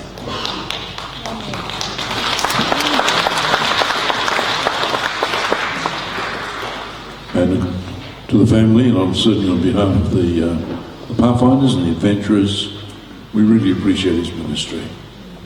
One of the beautiful things, doesn't matter who you are, if you're willing, God will accept. And Dickie certainly did that.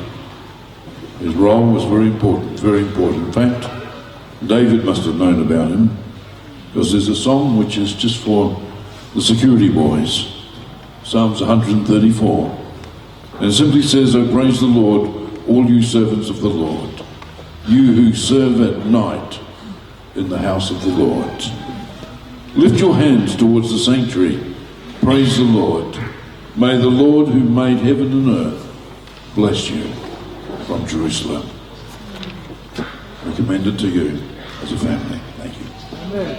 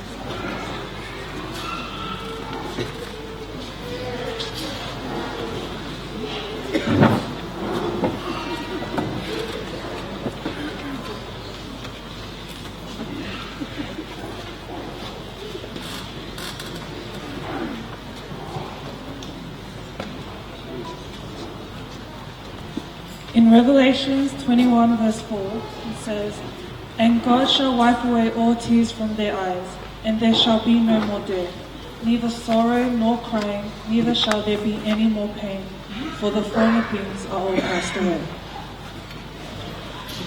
On behalf of the Sydney Tongan Church and youth, we'd like to send our deepest condolences to the family and friends, and we appreciate the opportunity to celebrate the life of Uncle Tiki here tonight in song.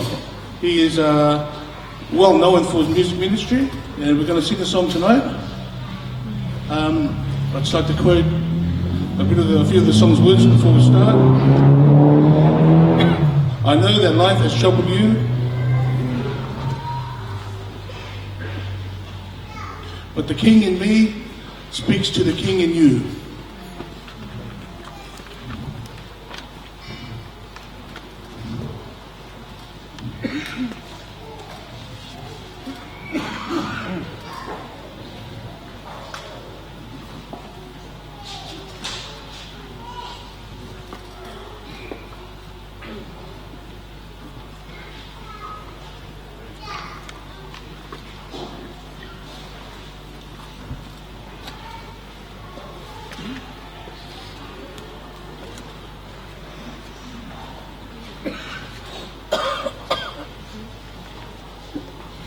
You were born to rule.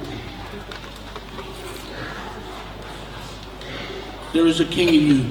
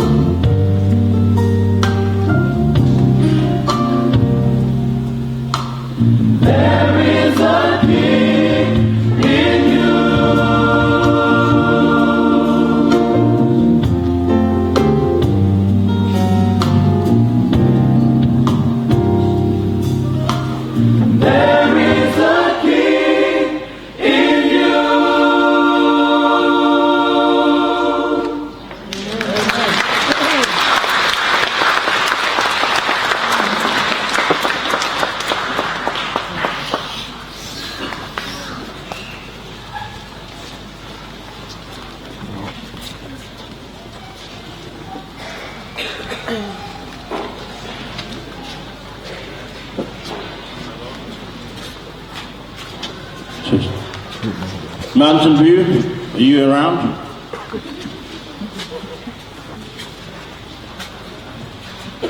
Mountain View.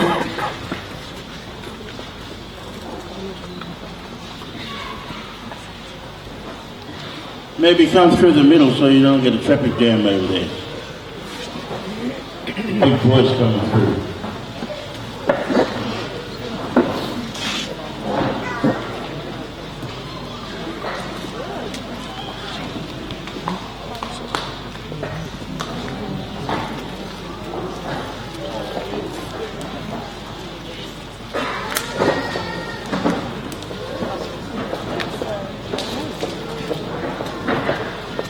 After this group, we will have a PowerPoint presentation. And while the PowerPoint presentation is happening, I'm going to ask the two panelists, young people, to get themselves ready. Amen.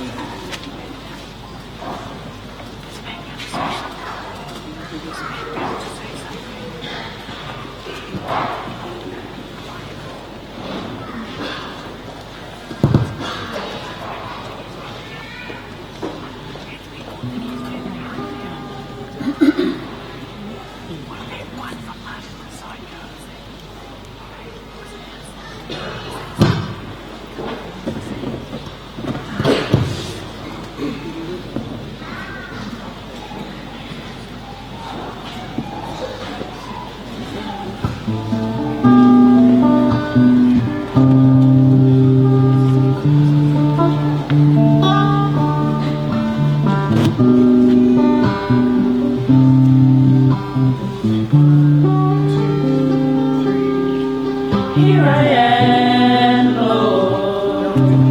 My life is in your hands. Take and use me. I am your instrument. It is your love that keeps me through the day. And your peace won't let me go astray. I can say, I don't know where I'd be without you leading me. I'm your child, Lord. I humble myself to you. For without you, there's nothing I can do. Now I know when troubles come my way, it is your strength that keeps me come what may. Every day you keep me in perfect peace. My mind is stayed on me. I thank you for all that I am, for giving me courage to stand. And when I am weak, you hold my hand to tell me that I really care. I praise you for all that you are.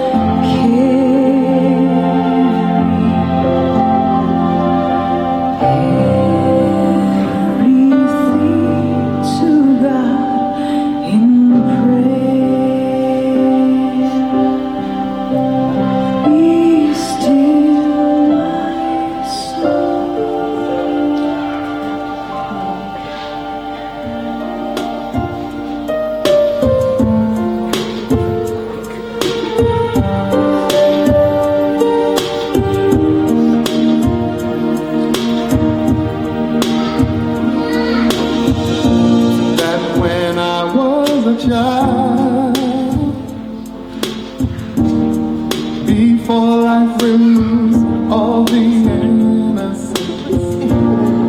My Father would lift me high and dance with my mother and me, and then spin me around till I fell asleep. Then up the stairs he would carry me, and I knew for sure I was loved. If I could get another chance, another walk, another dance with him, I'd play a song that would never, ever end. How I'd love, love, love to dance with my Father again.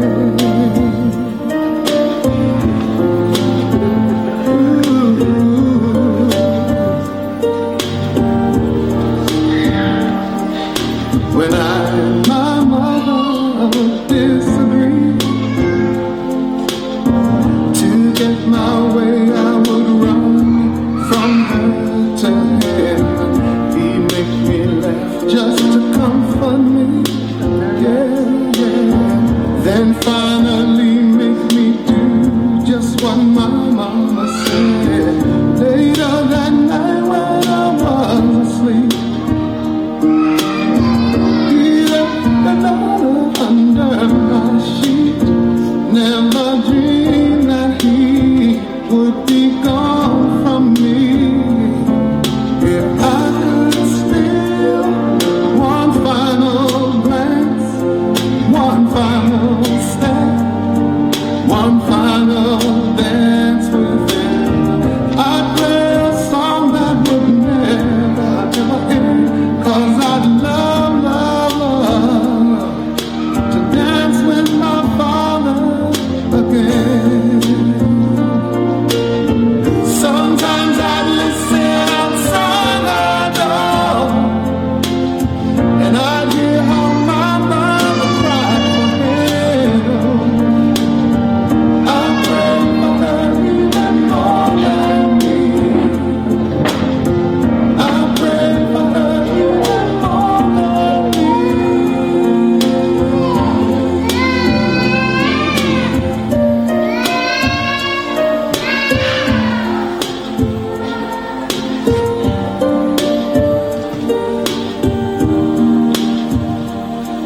I know I'm praying for much too much.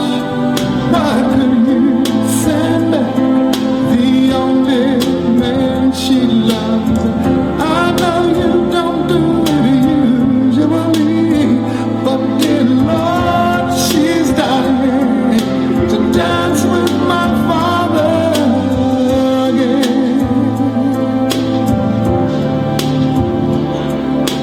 Every night I fall asleep, and this is all I ever dream.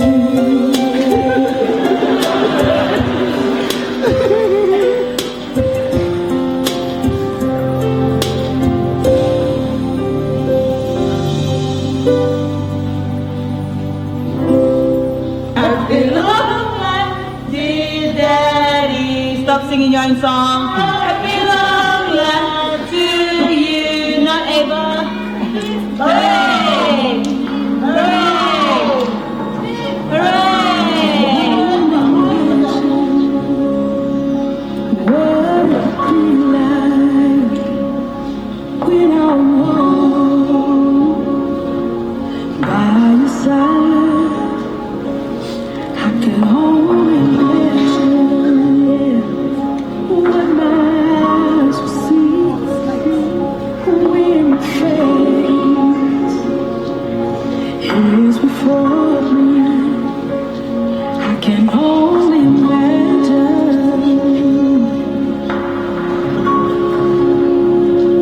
I could only imagine.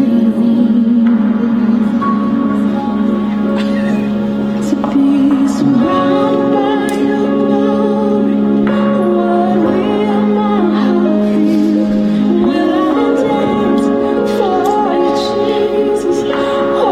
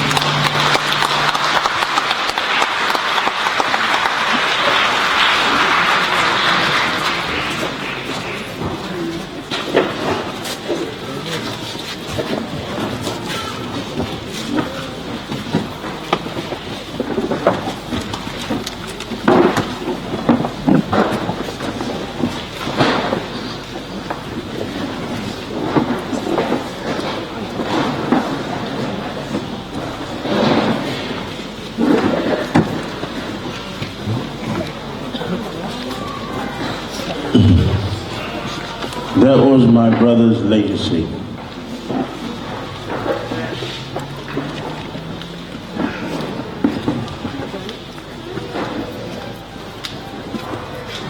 He loved young people. He loved to sing. And he loved to eat. I loved it too. Maybe I'm part of the reason why he went that way. But that's how we fellowshiped, him and I. Wherever I went, he went. Even though he was not feeling well, I was still taking. He said, "Oh, I can't come to the expedition because there's no toilet." I said, "I'll dig a toilet for you, man."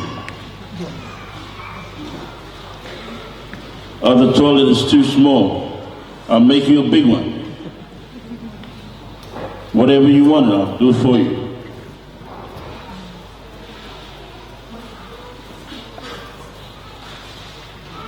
They called him Fat Man.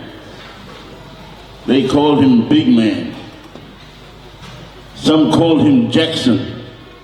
I don't know why they call him Jackson, man, but I know there's a guy in Sydney that called him Jackson.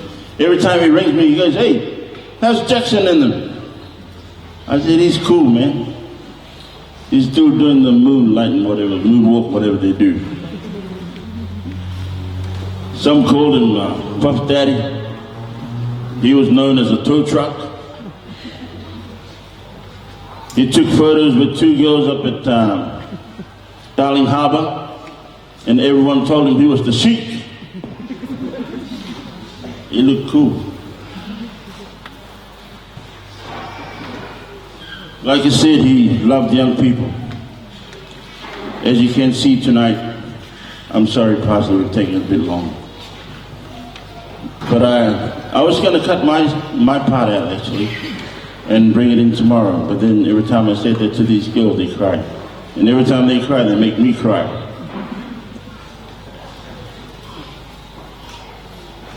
He was an information center. I made it a thing for me to ring him every day. You know, I talk to him more than I talk to my wife. I stay on the phone longer than I, have a conversation with my wife on the phone. My wife even threatened to leave me because of him.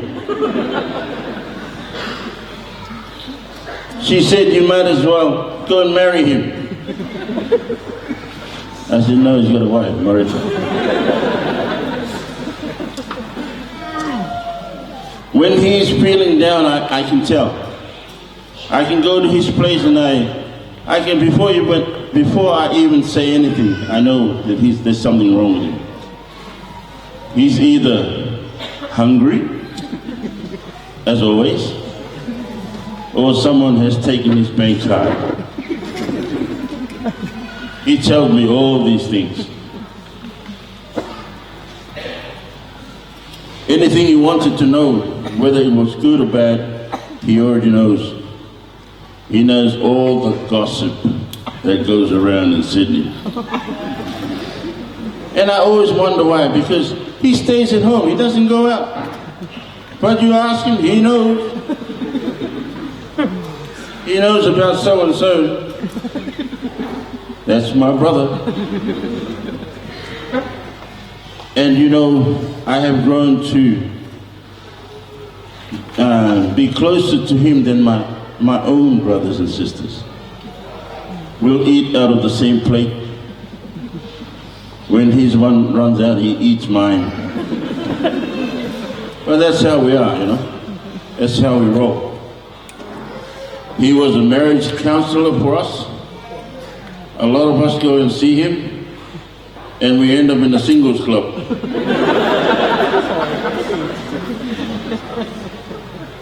He loves spreading the love of God through music. It started about 15 to 20 years ago, where a few of us boys, like Tangi Boy, Papa, and Jeff, we started this little quartet. And but there was one thing missing in this quartet. We didn't have a bass singer. And someone had told me that Tiki Noro was a good bass singer. I didn't know him that well at the time. And one day I got the strength to ask him, would you like to come and sing with us? He said, yeah, no worry, man. He had 1 foot outside, he had 1 foot inside the church. But we took him. I said to him, don't worry, brother. You come and sing. Nobody's gonna know. Only God. And sure enough, he was the missing link in our group. And not only that, you know, he was a comedian, you know. Even when our practices are a bit boring, he'll say something funny, and then we all laugh. That was my brother. And throughout that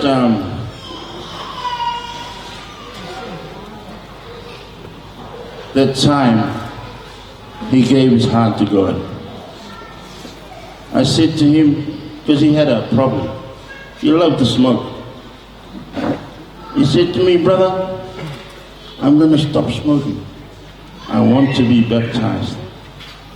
He's the first human being that I have ever known and ever seen that dropped the cigarettes just like that. And he never turned back, he never looked back after that. And from that, we formed the Redeemer's Gospel group with our families. Then a young group was born called Hush. Those who know the Hush, like Loretta and them, they are older kids. They hushed it for a little while and they finished. Then the Action group began. And while I'm talking, I just want to ask Brother Ken Cameron, if you don't mind, just make your way. Has he gone? That's fine, we shall carry on. With our families, and we recruited the Cameron families.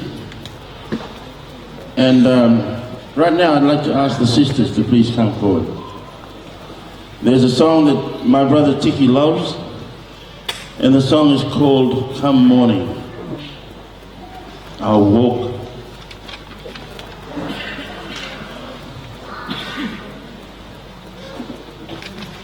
And if I can have the ushers or whoever is running for me, as I speak, just grab the next people so we don't take too long. And our sister's going to sing the song, Come Morning, for our brother.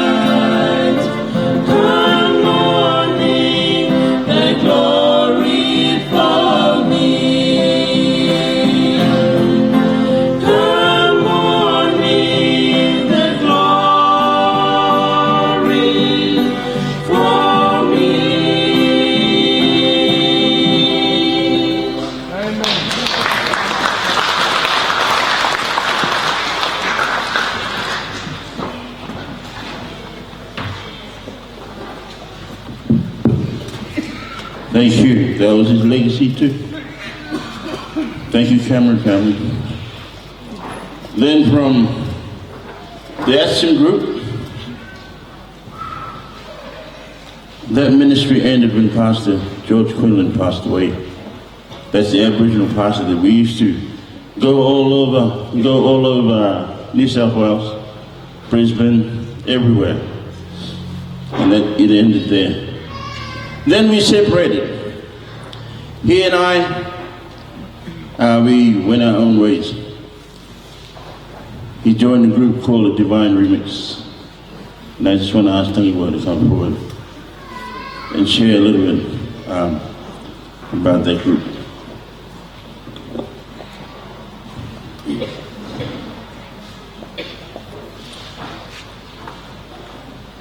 Divine Remix started, and Uncle Tiki was part of the group.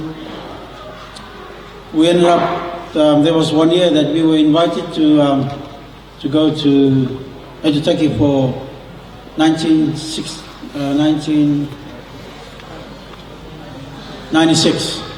Yeah, 1996, when Papa Turia, Tai Turia was here in Australia. So he came for some other meetings, and he caught up with us, and he heard us singing in Drummond Church. And so he invited us to go to Aitutaki for an evangelistic crusade that was run by Pastor Habdi. So it was 1996 that myself, Uncle Tiki, Brother Dan, and also Brother Todd ended up traveling over there. It was a good year for us.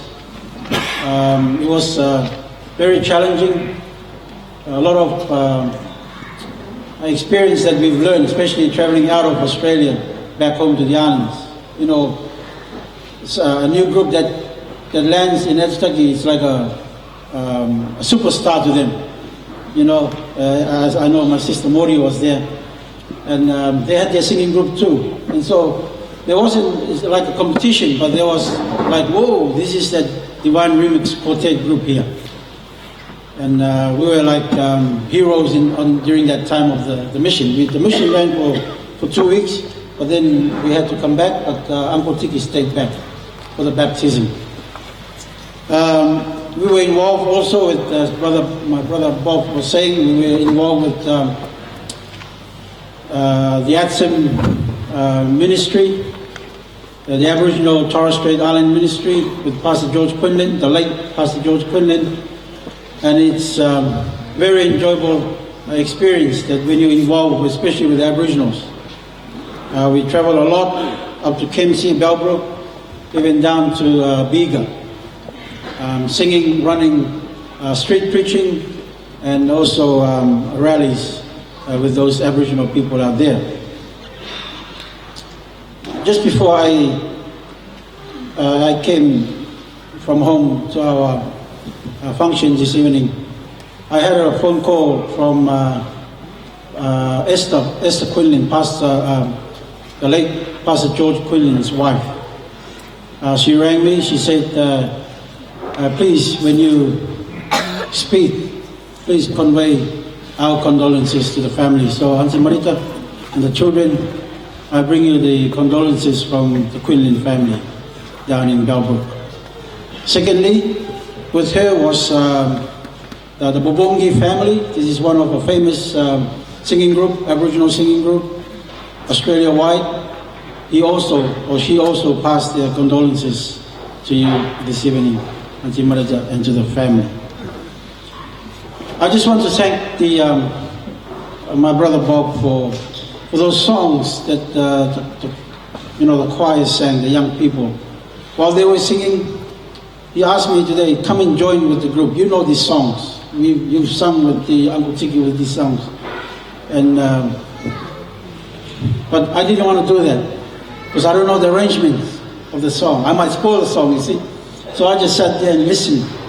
And while they were singing those songs, my heart was just in tears. Thinking of my brother, my uncle. I call him father, I call him uncle, I call him brother. But there's a common name that we call ourselves. We call ourselves men. You know, everywhere we go, man, how are you? I came down in April for my niece's wedding, and that was the last time I saw him. I went and spent a whole day with him, just talking away, catching up. How are you, Uncle? He said, oh, you know, up and down. There are days that I feel good, there are days that I'm down. I said, Uncle, be encouraged. Don't give up. Don't give up. But then on Thursday last week in the morning, I received a phone call saying that my man has gone.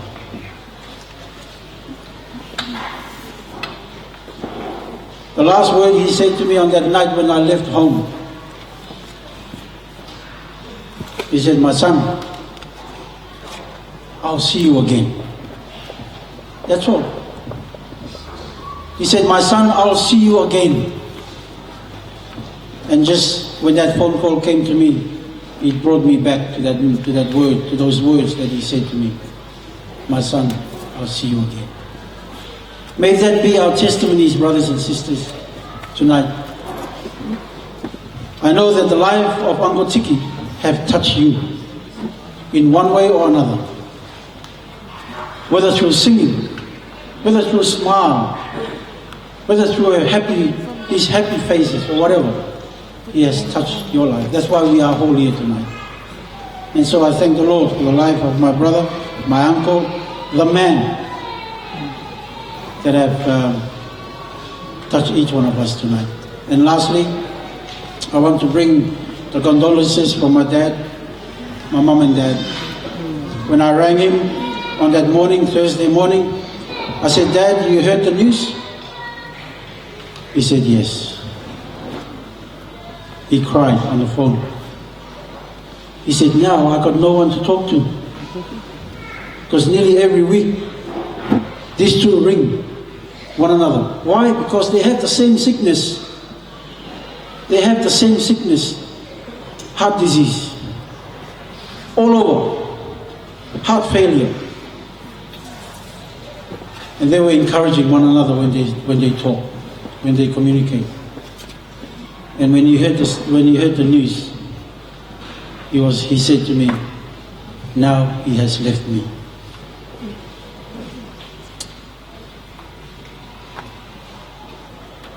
I want to again thank the young people for those memories of songs that we all with Uncle Tiki have enjoyed. May God bless us. Thank you.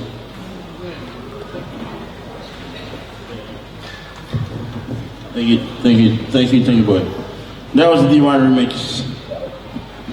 From there, he left me and he moved to Griffith. But because he loved me so much, he said to me, you can move into my house. So we did. We moved into his house. He went away for 2 years, I think, plus. And then he rang me, he said, I'm coming back. I said, where are you going to stay? You don't have any more house.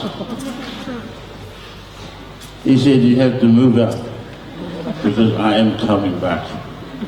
So he came, and my wife and I and our family, we moved next door. Not too far away, just next door.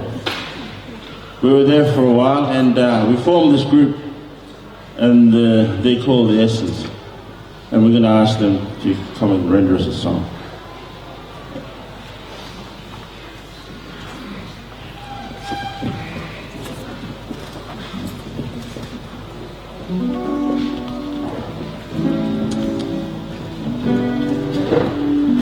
Test 1, 2. Good evening, everyone. Hi.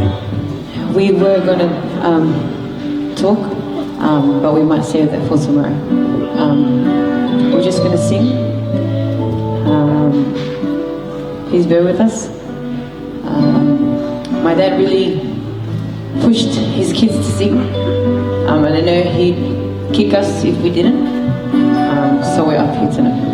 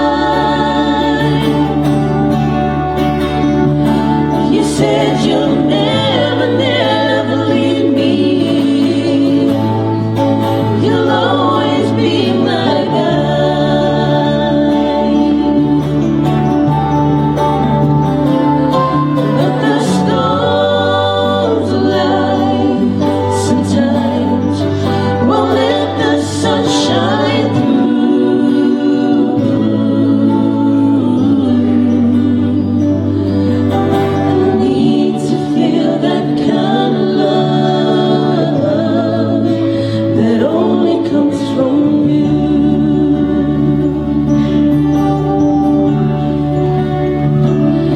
Yes, I need to feel that kind of love that only comes from you.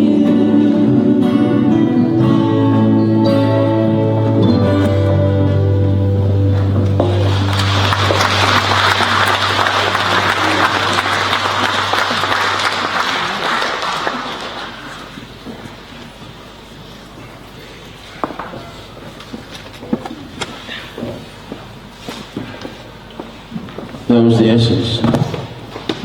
We later, Uncle Tiki said, we need some more singers in the group.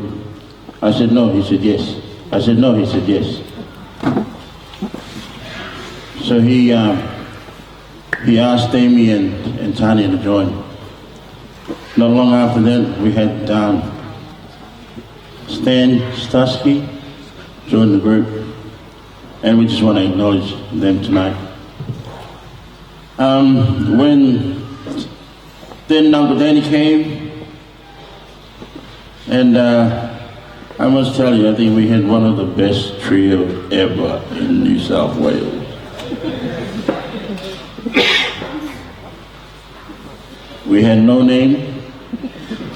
We were sometimes called the Cookie Boys. And I do believe we made some good sound.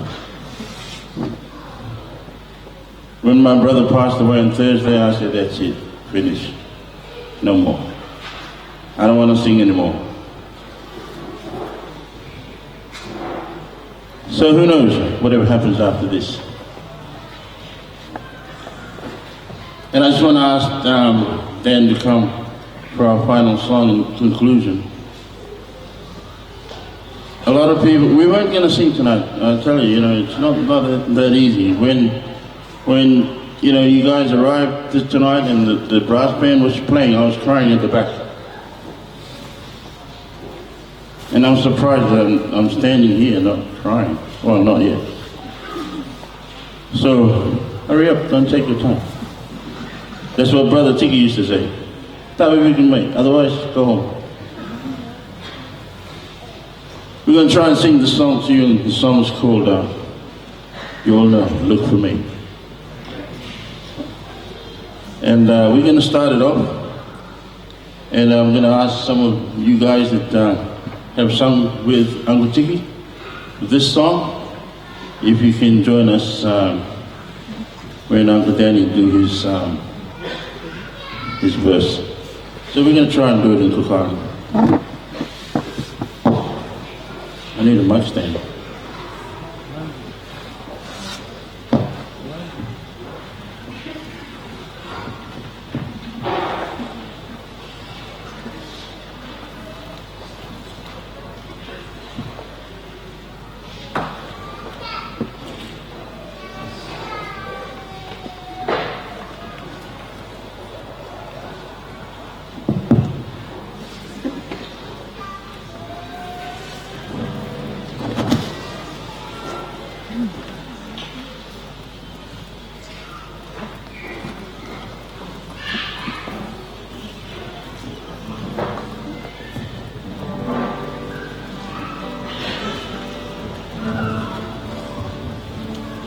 Metai koe, ki taua oire, I te rangi. E patu au ario, e te matara, auro. Kia ki te koe, I tōna mania, e tōna kaka. E tai aku, ka pati atu, kia koe. Kimi aku, me tai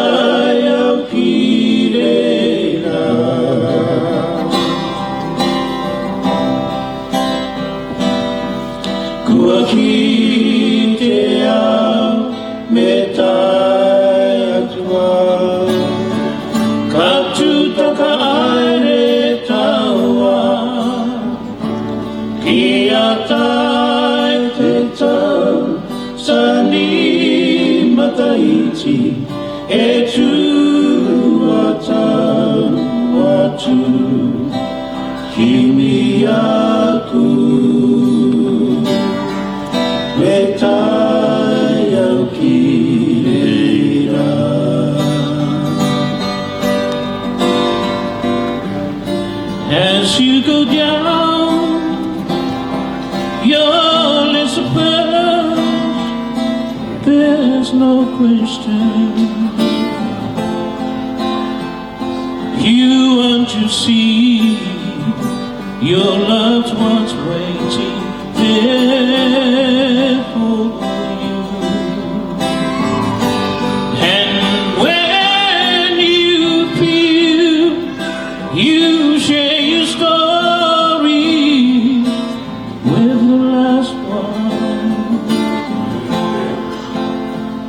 that's what you hear, just how you made it through. Look for me, I'd like to hear it through.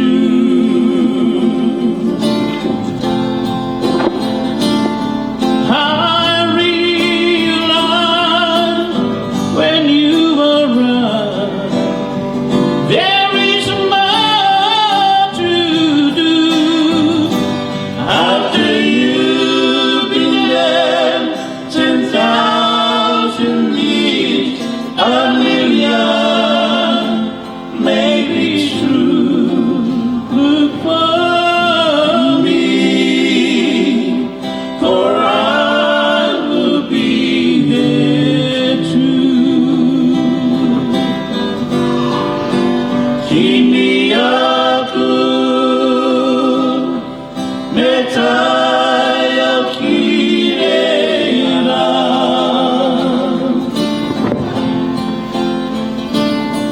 kuakitea metaya kaptutakaile kawan kiata tentang sangi mataiti etu atau watu kimi aku metaya kirena.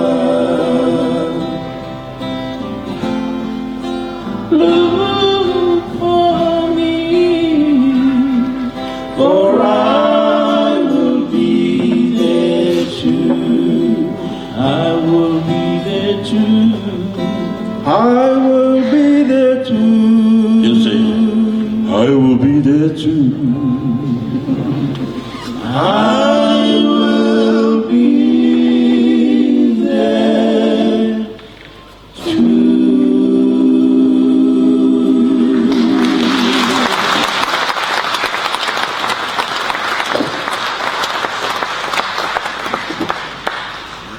And last but not least, I want to say goodbye. All I want to say is good night. I'll see you in the morning. May God bless us all.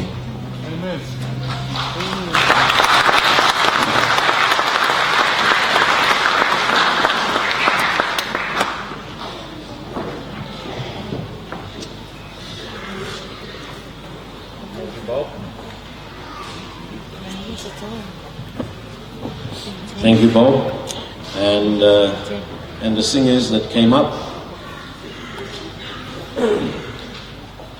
Thank you for the memories. And as a church pastor, when we were in Drummoyne, I thank the Lord for the ministry of Tiki, and coupled with these other guys, Bob, Dan, and Willie, and Ta, and the other members of our church, the other guys in the church. And we have been doing a fundraising since just before 1990. We started our fundraising for our church, and all these guys, and I saw Tiki there when I came back from Avondale. Tiki was here, and we all started the fundraising.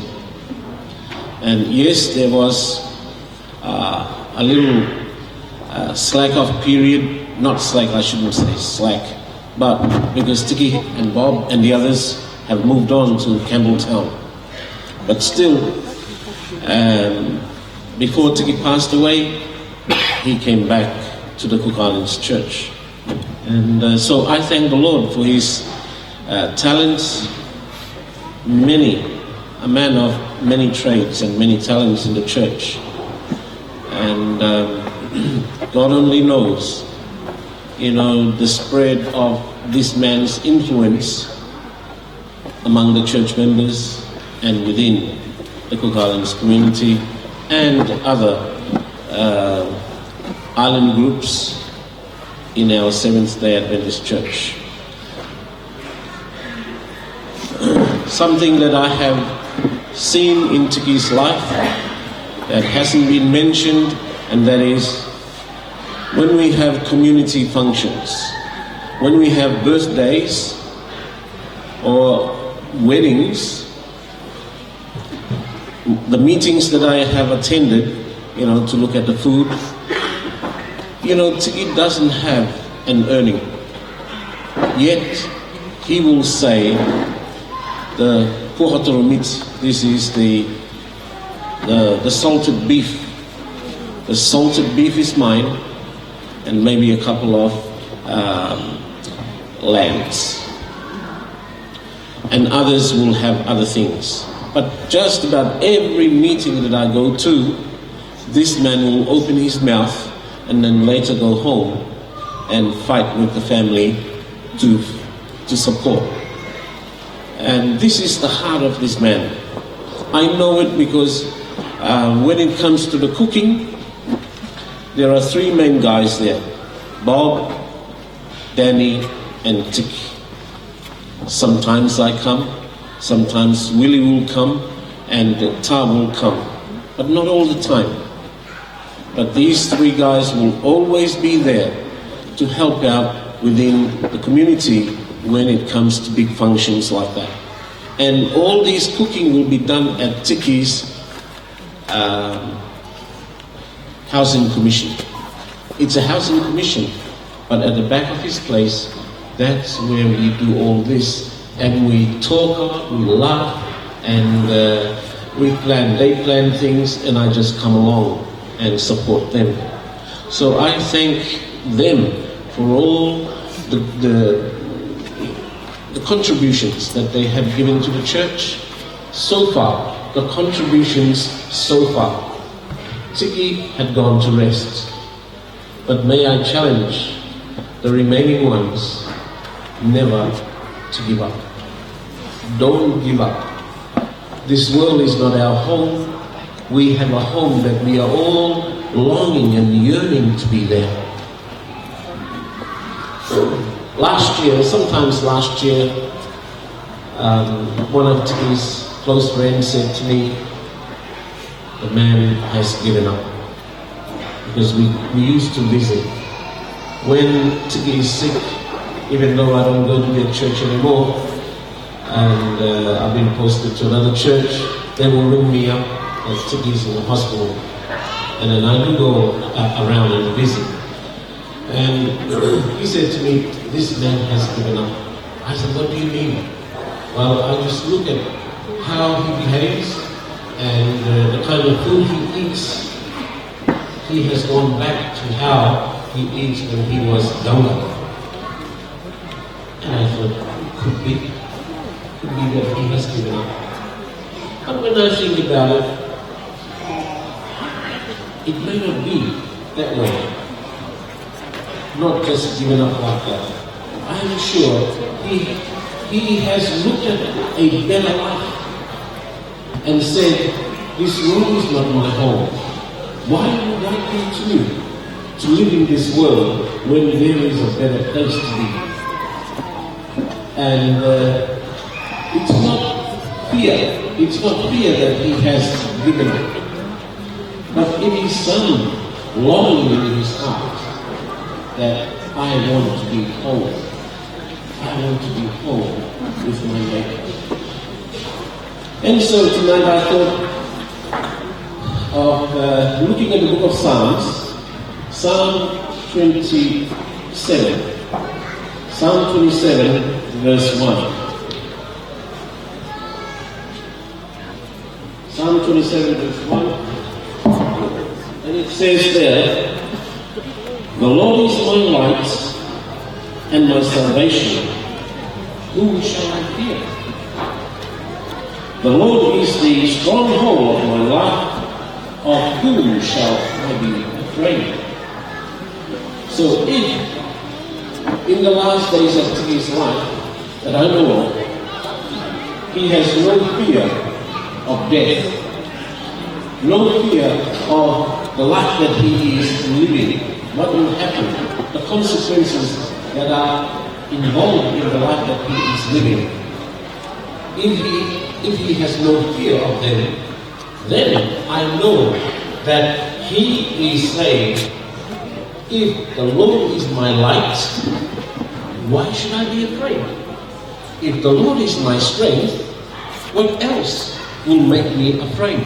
Will put me through that situation of fear?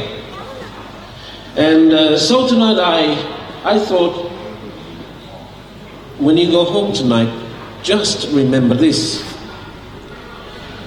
that if God is your light, there shouldn't be any darkness in your life. And if there be any darkness in your life, let Jesus, the light, come into your life. And if there is any darkness, if there is any fear in your life, remember that Jesus is your salvation. And do not fear, because Jesus is your strength. So for me today, I will not fear because Jesus is my light. No darkness should be in my life because He lights up my life. That means I can see the future. I can see where I am going because He is there with me, shining the light through, parting the darkness for me, so that I can see the home that He has prepared for me. You know, when we have these things in life, when someone passes away, that situation creates or brings in more fear to us. And we will fear about the future, we will fear about poor health, and we will fear about getting old, and we will fear what people think about us. You know, when I was looking at the back there on the PowerPoint, I'm just letting my mind flow and interpreting to myself what I see. And I am sure that Tiki has said in his life, I don't fear about the future. I don't fear about poor health. I don't fear about getting old. And I don't fear what people think about me, because Jesus is there for me. Whatever situation, whatever consequences that this life will bring to me, nothing will bring fear to me. So what is going on? What is going to happen? The loss of a beloved relative or a friend can increase other fears that are so close to the family. And I thought, Tiki's only son. Rakitu could be saying, what is going to happen to me now that my dad is gone? Marita might be asking, what is going to happen to me now that my husband is gone? And the girls will say, what's going to happen to us now that our dad had passed away? But friends, family and friends, if this question hasn't come to you yet, be sure it will come. The children may come home and see only mum there, whereas before they will come and ask, where's dad? As of today, that word won't come, that question won't come, where is dad? It's a fearful thing, when you come home and see that where he used to sit is empty. Who is going to take his place? I heard somebody said before, don't marry too early, Martha. Even though you're still beautiful, pretty, don't marry too early. And I thought, who's going to take his place? Is there anyone that will take his place? That's up to you to answer. But it is a question to be pondered upon. And who do I turn to? Where do I turn to when I once turned to him? The children will come home and ask, where's dad? Knowing that dad may have the answer. And now that he's gone, who do I turn to? Where do I turn to? Yet, I used to turn to him. And Jesus says tonight, turn to me. Jesus is saying to every one of us here today who are going through situations like this, facing these questions, Jesus is saying to us, turn to me. In Matthew chapter 11 verse 28, Jesus says, come unto me. Who is he talking to? He is talking to the people who are saying, what's going to happen to me now that he is gone? To whom am I going to turn to? Yet I used to turn to him. Jesus is talking to you guys.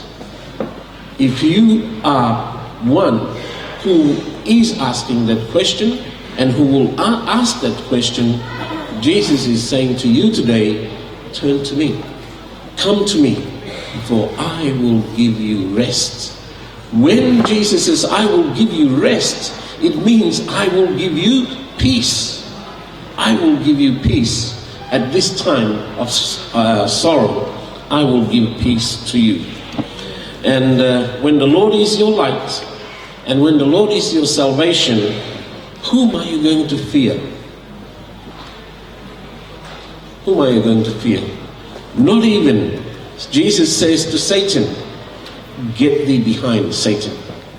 Get behind, because you are not going to continue. You won't prevail. These people have turned to me for help, and you cannot take them out of my hands. I will not fear, because Jesus is my light. What does the light do? It will illuminate. It will throw away the darkness so that we can make our way through. Jesus, I will not be afraid. I will not fear, because Jesus is my salvation. Salvation means being saved. Salvation means being rescued. Rescued from what? Our friend Tiki has been rescued. There's nothing else. Satan has nothing more to do with his life. Satan is not going to hassle him anymore, because he has surrendered his life into Jesus' hands. That is why he died. I was in the hospital before the life support was taken off, removed. He has this peaceful look on his face. And I thank the Lord when I looked and saw that a look on his face, a look of peace. Yet they said he was struggling for breath. But when I saw him, there's nothing. There's no sign of fear, no sign of pain. And I just said to myself, the Lord can do anything. The Lord can do anything. In Philippians, Paul says, my God can do anything. There is nothing impossibility with God. Nothing. Well, he said in Romans 6:23, for the wages of sin is death. True. But when we are in Christ, Paul says in 2 Corinthians, when a person is in Christ, he becomes a new what? A new creature. And when you are a new creature in Christ, fear won't exist in your life. Fear shouldn't exist in your life. And if you're still afraid and fearing for something, have a look again. Have I surrendered my life to the Lord? For God so loved the world that he gave his only begotten Son, that whosoever believeth in him should not perish, but have everlasting life. I will not fear because Jesus is my strength. Jesus is my Savior. Jesus is your Savior. And he imparts strength to anyone who comes to him. He gives you strength to overcome. He promises us that when we come to him, we will overcome. He will help us to overcome all obstacles in this life to do with salvation. He will remove them all so that we can come through and be saved in his kingdom. So Jesus will give you the strength, family. Jesus will give you the strength. Yeah, it's a sorrowful time. But bring your sorrows to Jesus. Bring them to the foot of the cross and let him take the burdens off you. We all know that he died for you, he died for me, he died for our brother Tiki. And then he promises us that let not your hearts be troubled. Believe in God, believe also in me. You know, this verse, when I read it, I look at it this way. When Jesus says, let not your hearts be troubled, it means to me that at the very height of you are coming over to a heart attack, Jesus can see that, and he says to you, don't let your heart shudder like that. Don't let it shudder. Don't allow yourself to get to that stage. But believe in me and believe in the Father. Because in my Father's house are many mansions. When we realize that, then all the problems that we have in this world, be it health problems, be it financial problems, be it spiritual problems, let Jesus take control. And he is going to remove those things that are causing those problems, so that you are able to surrender fully your life to him. And so look up to him today. Friends, the family, anyone here, lift up your eyes and look, for your salvation draweth near. It's here. It's about to happen. You know, it's a reality, friends. The coming of Jesus is a reality. It's not just an abstract thought in our minds. It is a reality that is going to take place. And if you haven't committed your life to the Lord today, tonight is the time. For Paul says, now is the accepted time, and now is the day of salvation. So I challenge you, Marita and Sean, Cassandra, Ragitu, Caroline, Nane, and Adriana, and all the children. I challenge you to come and take Jesus' outstretched arm. Take it, because he longs to take you. And one of the songs I like when Tiki and them sing is Precious Lord. They sang before. And I'm just thinking aloud as I saw Tiki there with peace on his face. He maybe have said, Lord, take my hand and lead me on. Don't you like to say that tonight? Lord, take my hand and lead me. Where to? If you know where Jesus is taking you, peace will be yours. Peace will be yours. And you are able to reach out to others.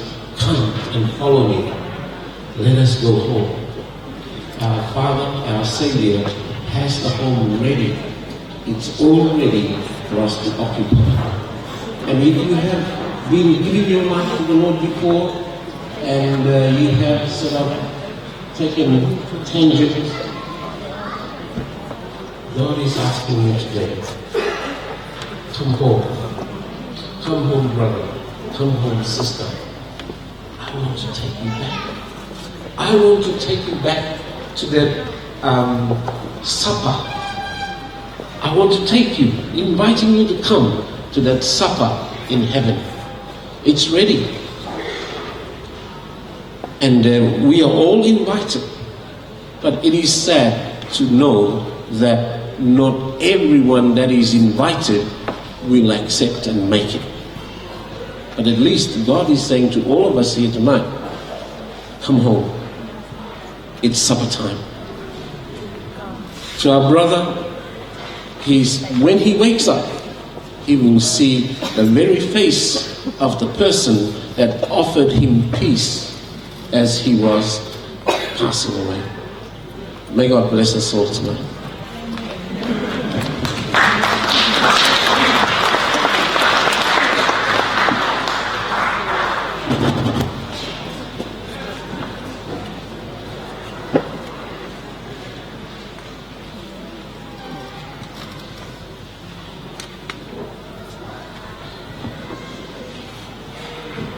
I think in closing we will be favored by a special item for the closing of our service tonight. I'm inviting those that have been appointed to come to the front. Thank you.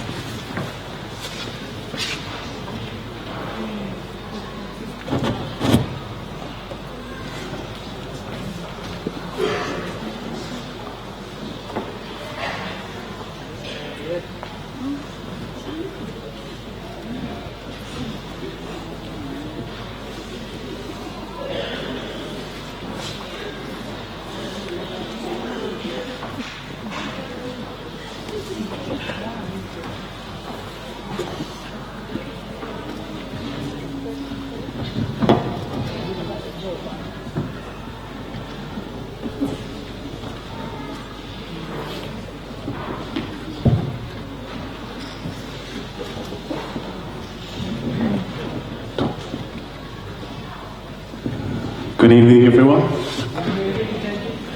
So I don't want to pull you out, but my brother here, he wanted me to talk on behalf of himself, and I thought, it's your dad. Well, you know, when I think about it now, he was my dad too. And, you know, he's a loving guy, and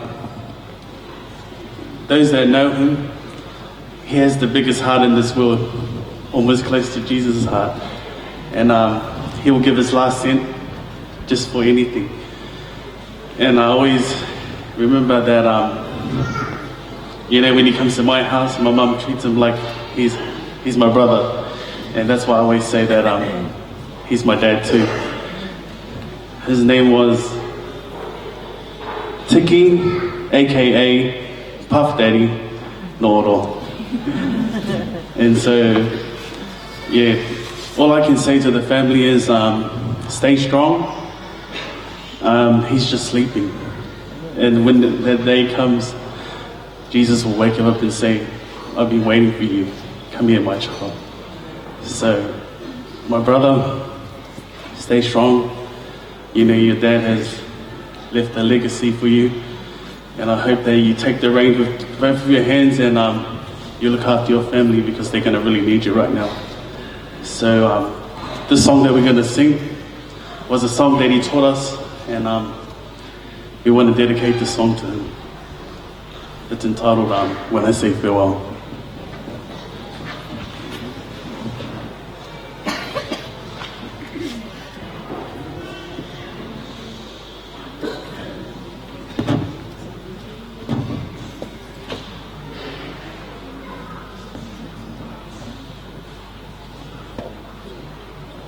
When I say farewell to my life on earth, I will be with Jesus. No more tears will fill my eyes.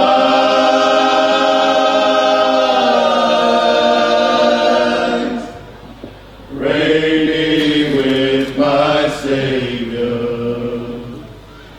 reigning with my Savior, reigning with my Savior.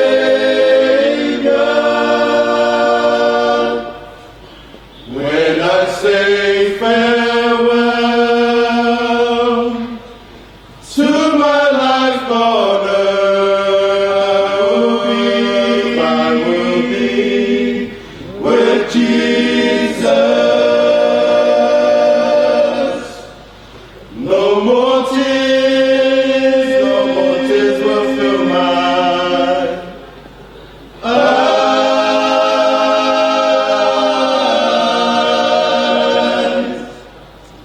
Reigning with my Savior, reigning with my Savior, reigning with my Savior.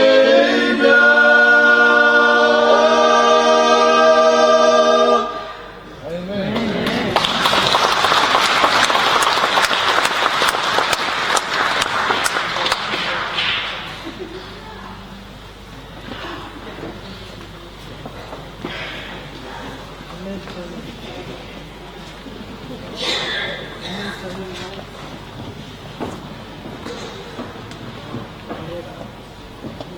I've been advised that we'll miss that hymn that you have in the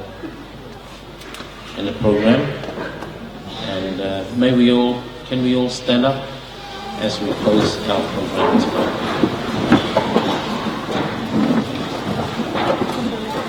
Shall we pray? Our kind and loving Father in heaven, we thank you, Lord, for this gathering of your people today. We know that you have died for all, but not all will accept you. And so we pray tonight that your Spirit will work in our hearts, that every one of us here will give you a chance in our lives to accept you, to walk with you, and to know more about you, and to know more about the love that you have for us. And we pray especially tonight that you will be with Marita and the children, the grandchildren, and the family, the brothers and sisters of Tiki, the whole family that is here, and us friends too, that you will give us peace of mind and comfort us and help us to refocus on you, the only one that can make us new, so that our lives will be fully dedicated to you as we await the day of resurrection when you come. And look after us tonight as we go to our homes, and as we come back tomorrow to hear more of your comforting words to us. We pray that you will look after us and bless us all, and help us to support this family, and that their sorrowful hearts can be encouraged not to look at death, but to look at life, in you. And as you have said, that you love, you have joy in the death of the saints. And Lord, we thank you that he has rested in peace with you. Forgive us our sins. We ask these blessings in Jesus' name. Amen.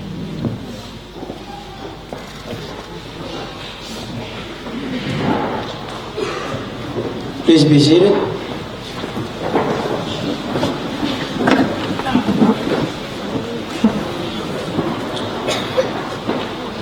We have a few announcements to make before we have something to eat. First of all, I just want to thank everyone for your patience. You know, patience is one of the characters of Christ. So we have learned that tonight.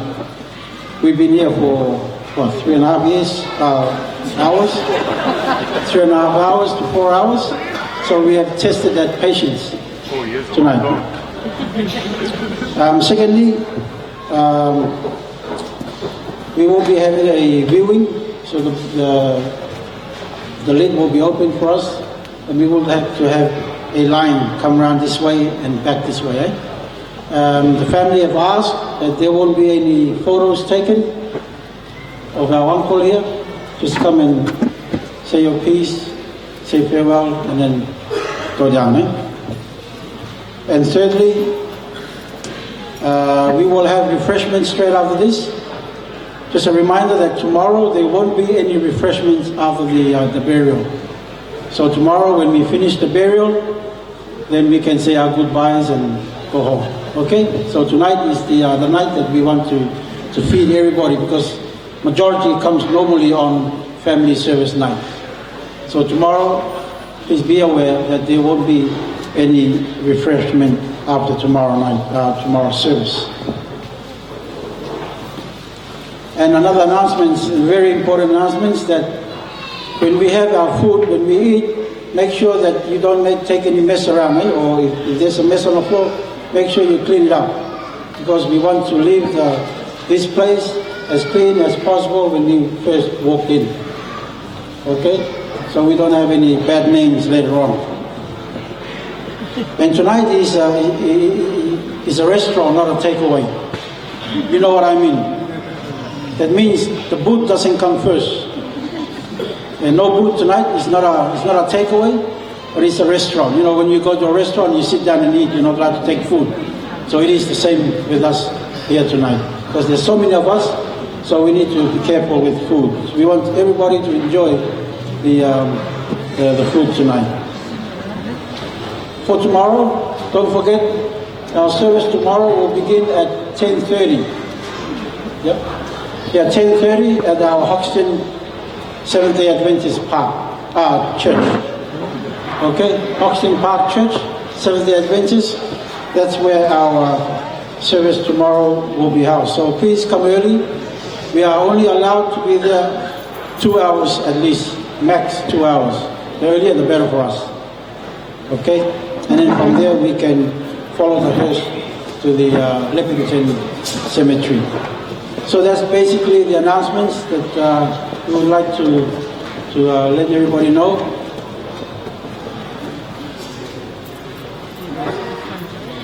Yeah. The boss here say when we go and get our food, 2 lines, one on this side and one on the other side. Start from this side. Don't come from that side. When you come and say your farewell to Amotiki, then you can walk that way and grab your plate and go along, right? Are we all clear? Okay, let's just bow our heads for grace, and then we can do our farewell and then go in. Okay? Let us pray. Gracious Heavenly Father in heaven, we thank you for the spiritual food that we had from our pastors tonight. We pray that may the message of tonight touch our hearts, and may it be of one that we will look forward to, and that is to meet our brother when you come. We pray also for the blessing upon this food, that we may partake. May this food nourish our bodies so that we can continue to serve you till you come. In your most holy name we pray. Amen.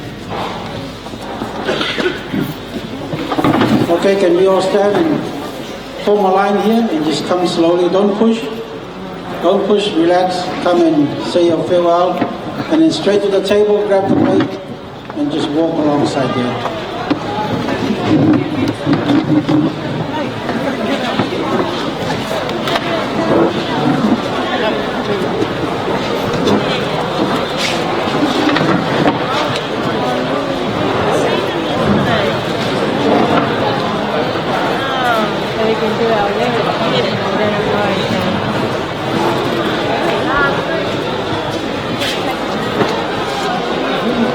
Come in, don't go straight to the table, come this way first and then to the table.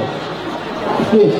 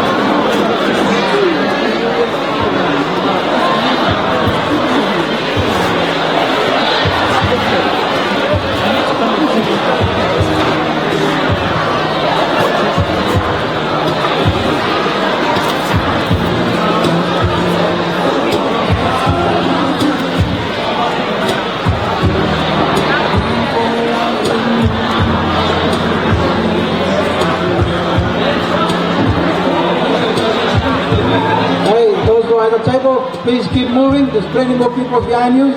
Keep moving. Don't stay at one spot.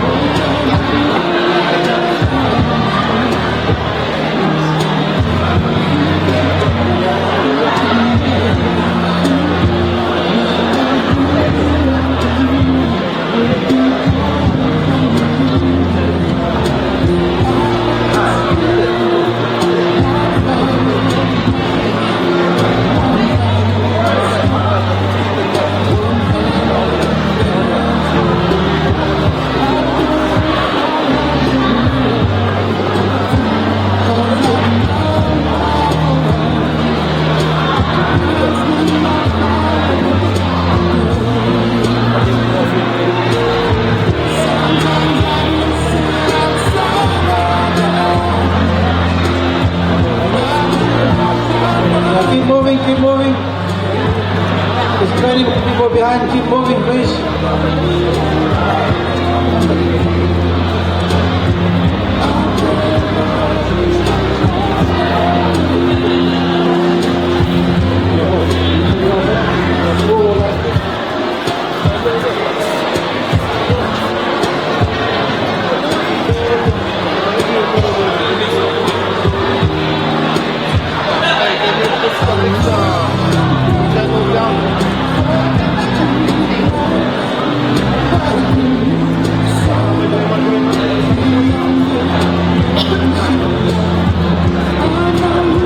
I'm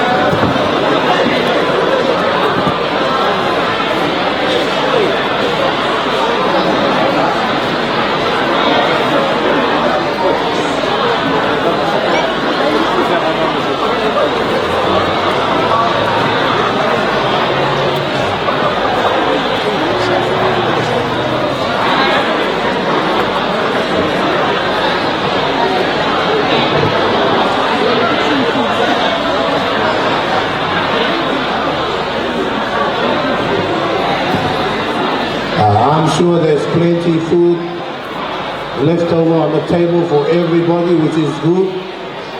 All right, but you know, just take your time, but hurry up. All right, in case that it will not be enough for everybody, don't worry. The family will go to the Hungry Jack.